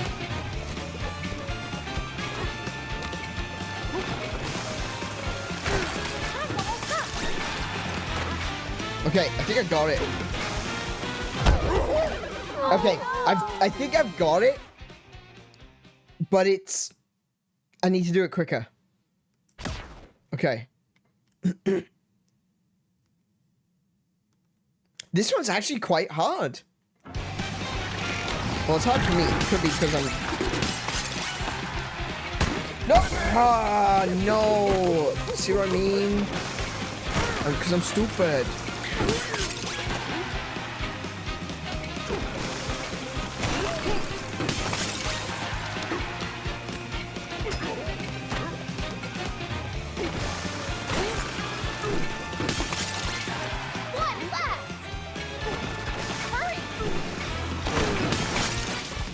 Got it. Nice. That was close. Okay. It took a little bit of getting used to. But yeah, that was interesting. That was a bit more difficult. I can upgrade my punchy punch, which is exactly what I want. Though I'll be honest, losing so much HP in that one definitely has me reaching for the apple juice.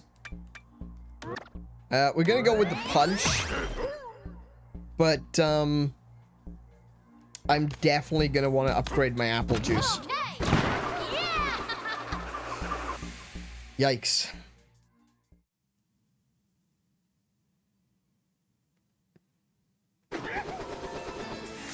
What an adventure!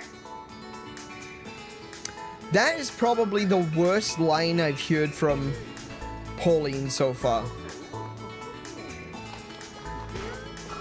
That is a really... Lines like that never land for me.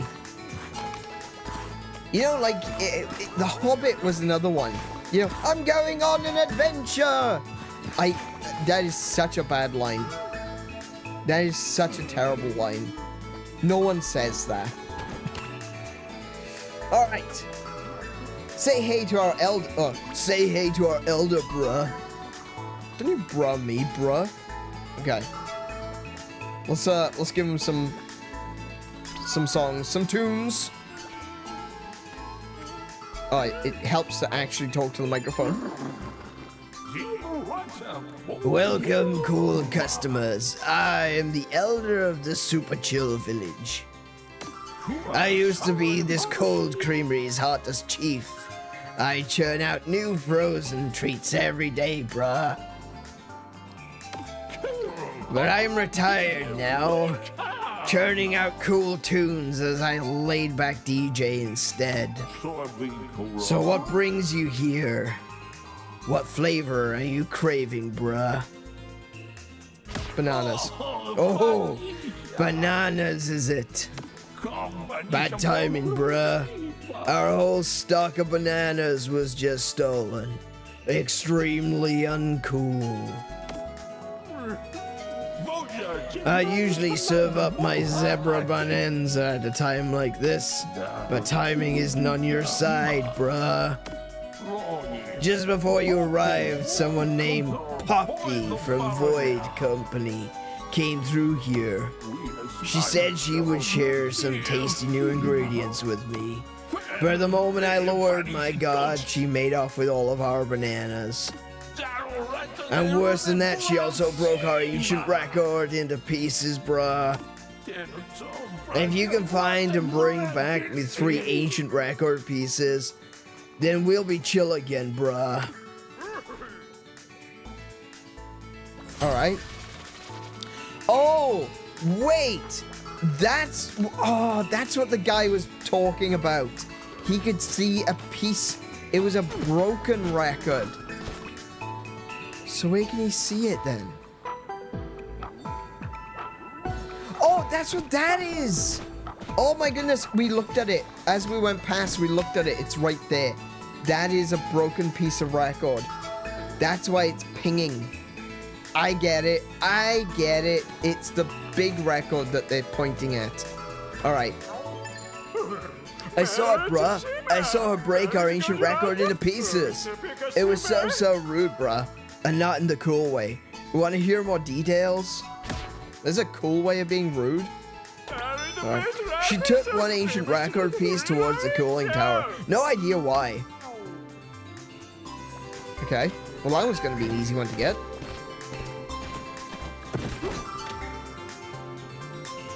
This will take you to the cooling tower. I'm just going to walk. Ooh. Give me a house. Give me a new house. I need a new house. Rock on. Time for a break. You've built 6 getaways in this layer. The beds here are now comfy level 4. Nap in a bed to get +4 bonus hearts. Nice. Oh, actually, do you know what? This might actually be a bit more difficult than I thought.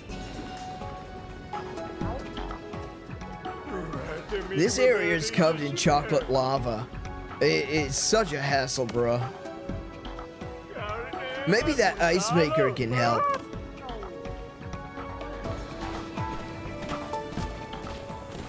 Well, this is a tad scary. It's all very, very hot around here.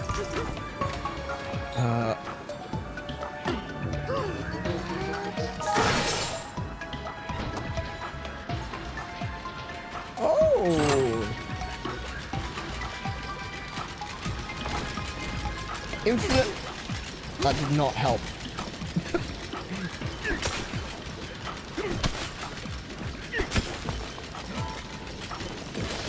Oh, that's cool. This is what I mean when I say games with real physics in them.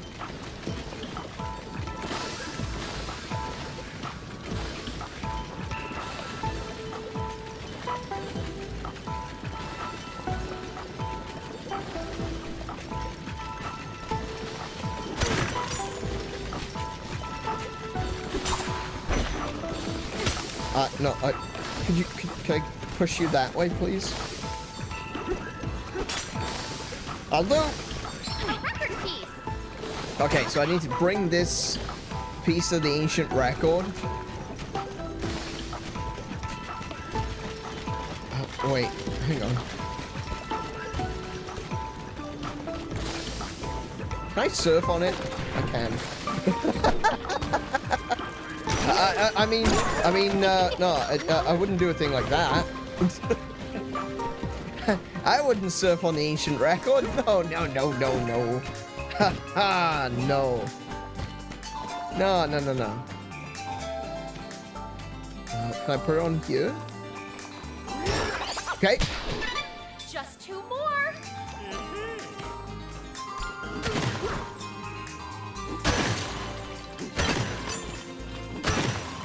Alright, what about you? I saw something weird, bruh. It's gotta be an ancient record piece. Got a minute? Hear me out? Okay, sure. Thanks, bruh. Here's what's up, and I do mean up. Right. You surely noticed the big ceiling fans that keep our village cool. Well, they're not moving, so, okay. You see something up there too, right? It's gotta be an ancient record piece. It's a trek, but there's a spot over there that will let you climb up to the fans.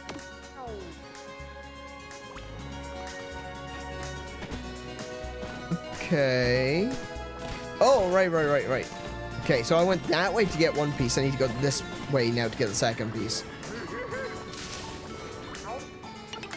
These ruins are blocked off, but you're itching to get in there, right? We'll just need you to cover the material costs. That'll be $1,000. My guy! It's like, you really, really want to get in there, right? Okay, I'm jacking up the price. Supply and demand and all that.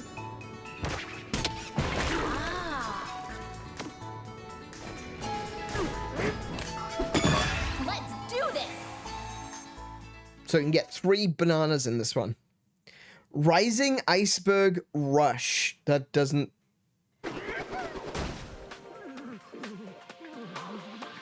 Okay. Okay, so first of all, we look over here to see if we can find an entrance. Okay, so what do we do with this?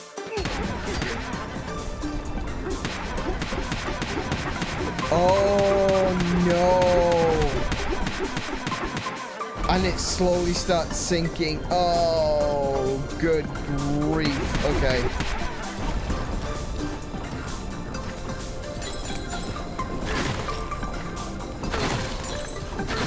Oh no! Woo.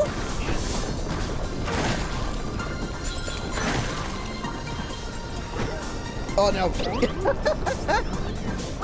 Oh, what? It took me all the way back to the beginning?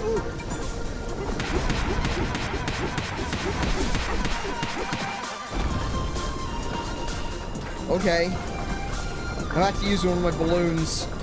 I'm not happy about that. Ah. Can I climb this? Oh, I can! Oh, right, okay.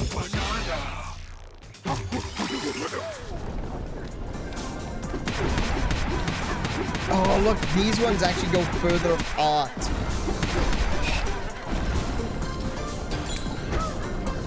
Whoa. Okay, got that one.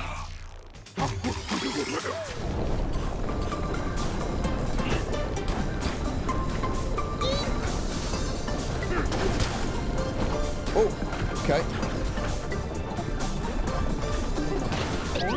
Oh! Oh no! Oh, I see where I got. Oh, I didn't realize. Okay, I didn't realize what I was actually doing there. Okay, I just need to get on this thing and just start going up. Yeah, there we go. That's how you do that. Okay, got it. And that's all 3 bananas. Amazing.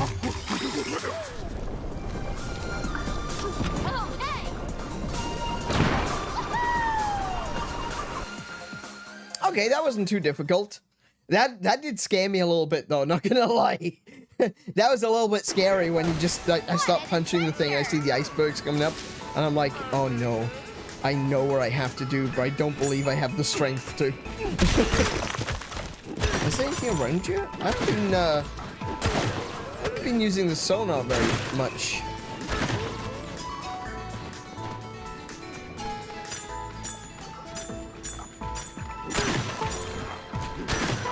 There's something over there. Fossil? Fossil.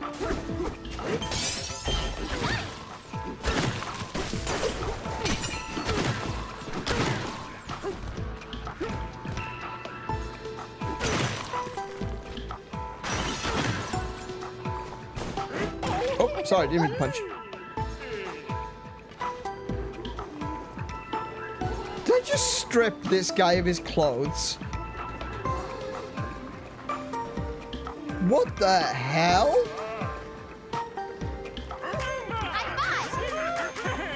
You can't punch him. When you punch, he does a high five instead.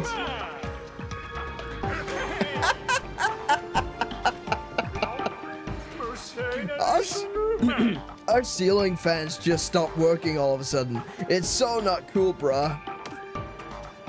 Well, you seem to be pretty cold. If you want to climb onto the fan, start at this spot right here. If you try to punch him, he does a high five instead. That's hilarious. Alright. There's something over there, look. What's that? It looks like an explosive.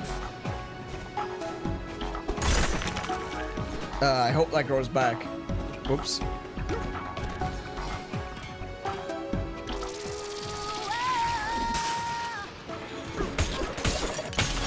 knew you could do it, DK! Of course I could do it. I'm Donkey Kong. Actually, let's see what this guy has to say. Hang on. First of all. Okay. The vibe here is so chill, but that isn't quite a thrill. He's scary. He is literally an explosive block.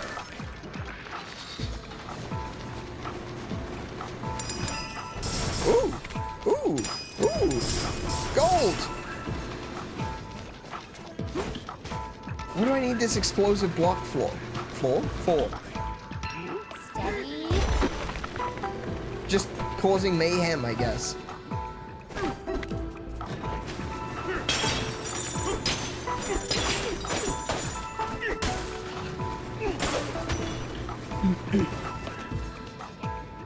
Oh.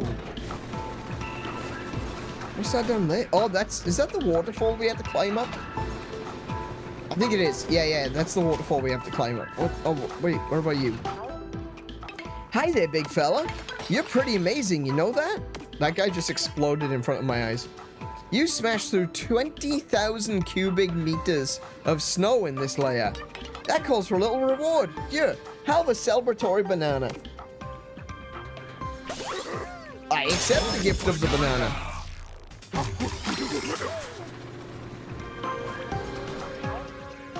Want to see your smashing stats? Yeah, sure.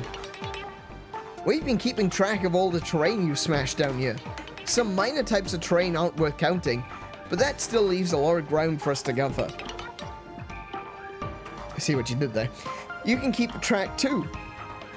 Just open your map with minus, and then open your collection with Y to check the stats. Do you want to see the stats now?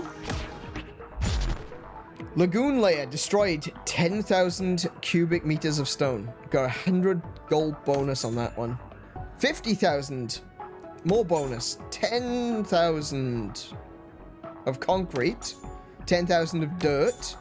10,000 of grass. 10,000 of stone on hilltop. 10,000 of stone on canyon. 50,000 stone on canyon. 100,000 of stone on canyon. 10,000 of dirt on canyon. 50,000 dirt on canyon. 10,000 sand on canyon. 10,000 concrete on canyon. 10,000 grass on canyon. 10,000 stone on freezer. 50,000 stone on freezer. 100,000 stone on freezer. 10,000 ice on freezer. 50,000 ice. 10,000 dirt. 10,000 snow. 10,000 of gold. Good lord.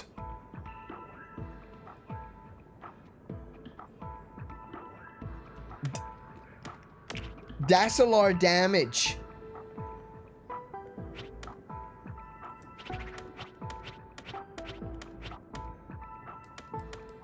That's a lot of damage.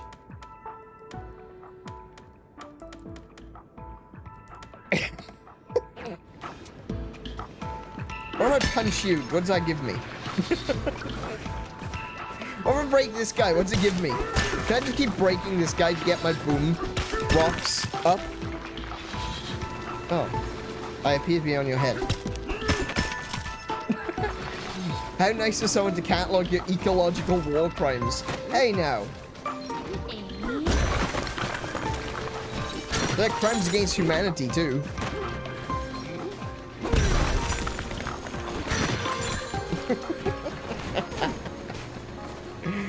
Oh my goodness, this game is insane. Oh crap, I didn't mean to break that. Well, I've broken it now, so there's nothing I can do about it. Punch up, keep punching up. Dig up, stupid. I'll take all that.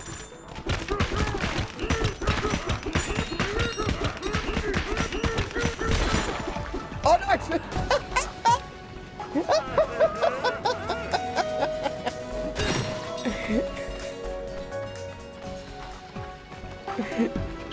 Oh wow. All right, so I got the rotors going. Let's see what we can do.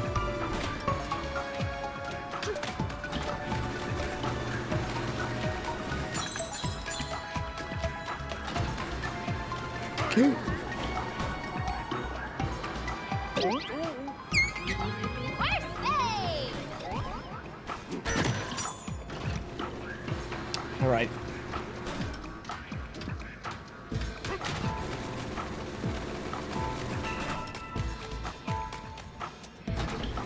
We're just gonna hold on.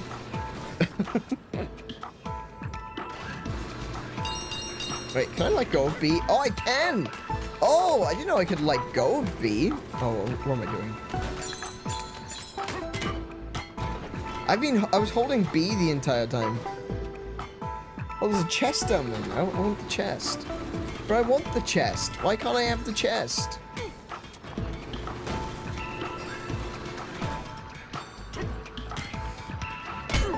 Oh. Donkey Kong just brains himself on the thing. Okay. I mean, he didn't have a lot of brains to start with, so surprising no one, I guess. A record piece. I noticed. I can see it too.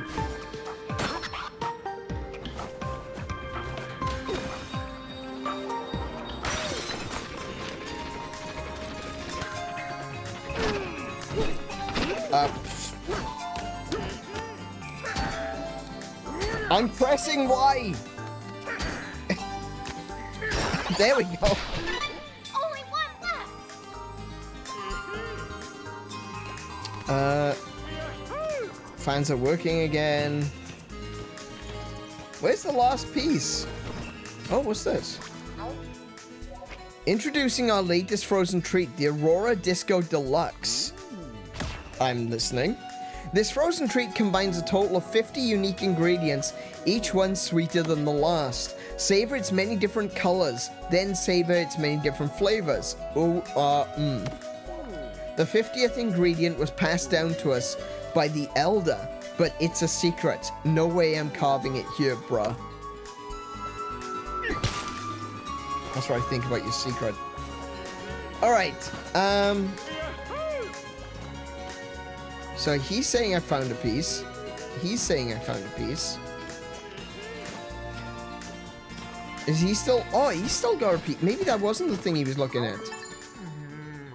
Purple metal up ahead. Sorry, excuse me. Something wrong with my throat. Purple metal up ahead. I swear I saw an ancient record piece in there. You need something, bruh? Oh, okay.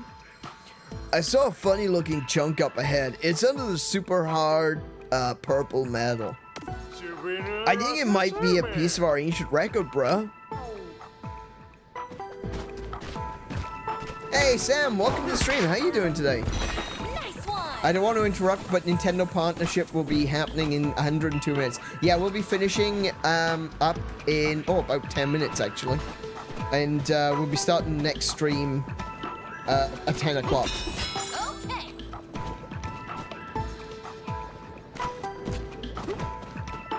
Actually, we should probably... I'd really like to get to this last piece of...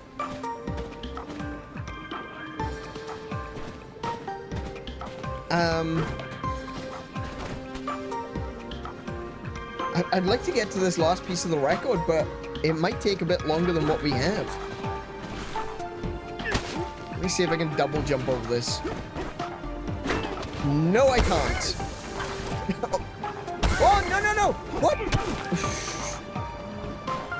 Okay. Hi.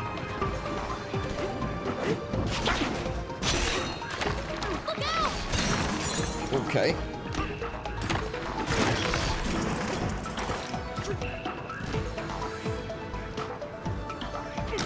I still think that's the way forward, you know, double jumping. That to me, actually, you know what? Double jumping is not the way forward. Grabbing some ice and chucking the ice in the lava is the way forward. Okay.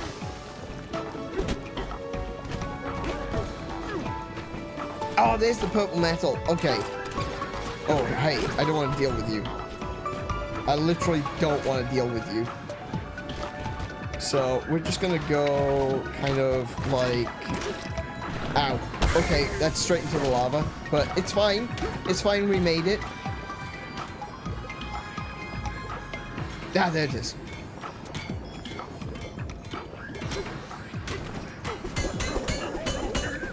Oh, sorry. Sing, yeah. I knew you could do it, DK.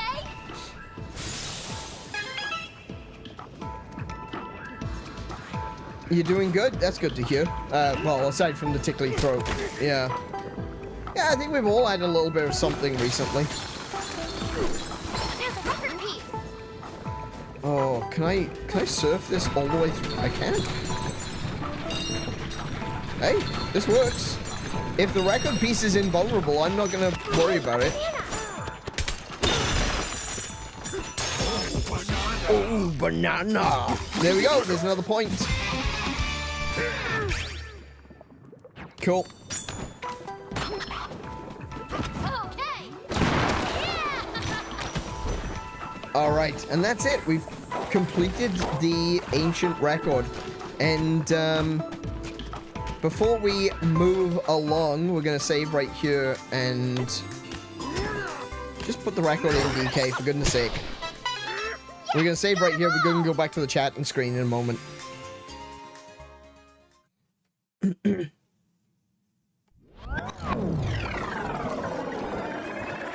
Apparently it's hot chocolate. Yeah, that's what they say. I don't trust them. I don't trust them as far as I can throw them. That's not hot chocolate. That's devastating. It looks more like molten sugar. Your great power. Serve it up to me, bro.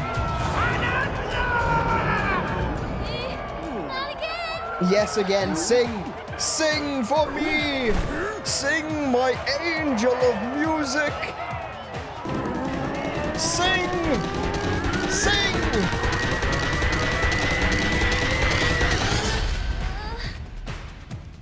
Got no choice.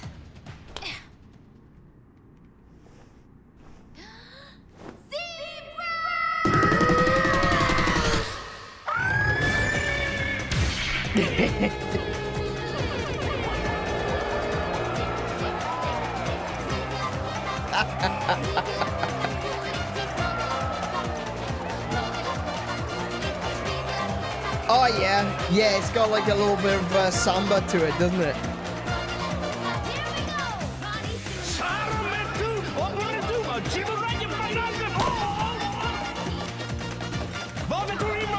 Treat yourself to increase speed. Okay. Oh wow, I can just run straight through the...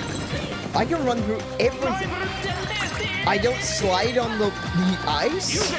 I can run across the water.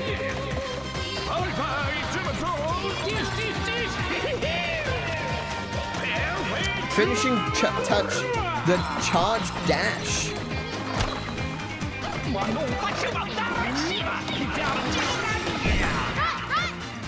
Nice, okay. I pressed the wrong button, but at least I got it in the end. Zebra Bonanza is now... Oh, I missed that. Yeah, you just unlocked the Zebra Bonanza. Now you can turn into a Super Saiyan Zebra. Bro. We did it, DK. You got the Zebra Bonanza. Yay! Bravo. What a delicate performance. You have me wanting seconds. Now, you can use your Zebra Bonanza to cross crumbly crust bridges. Those sweet dreams of yours are within reach, bruh. You just gotta hoof it fast. Thank you, Elder. And there we are. We have repaired the ancient disc. We have received the Zebra Bonanza.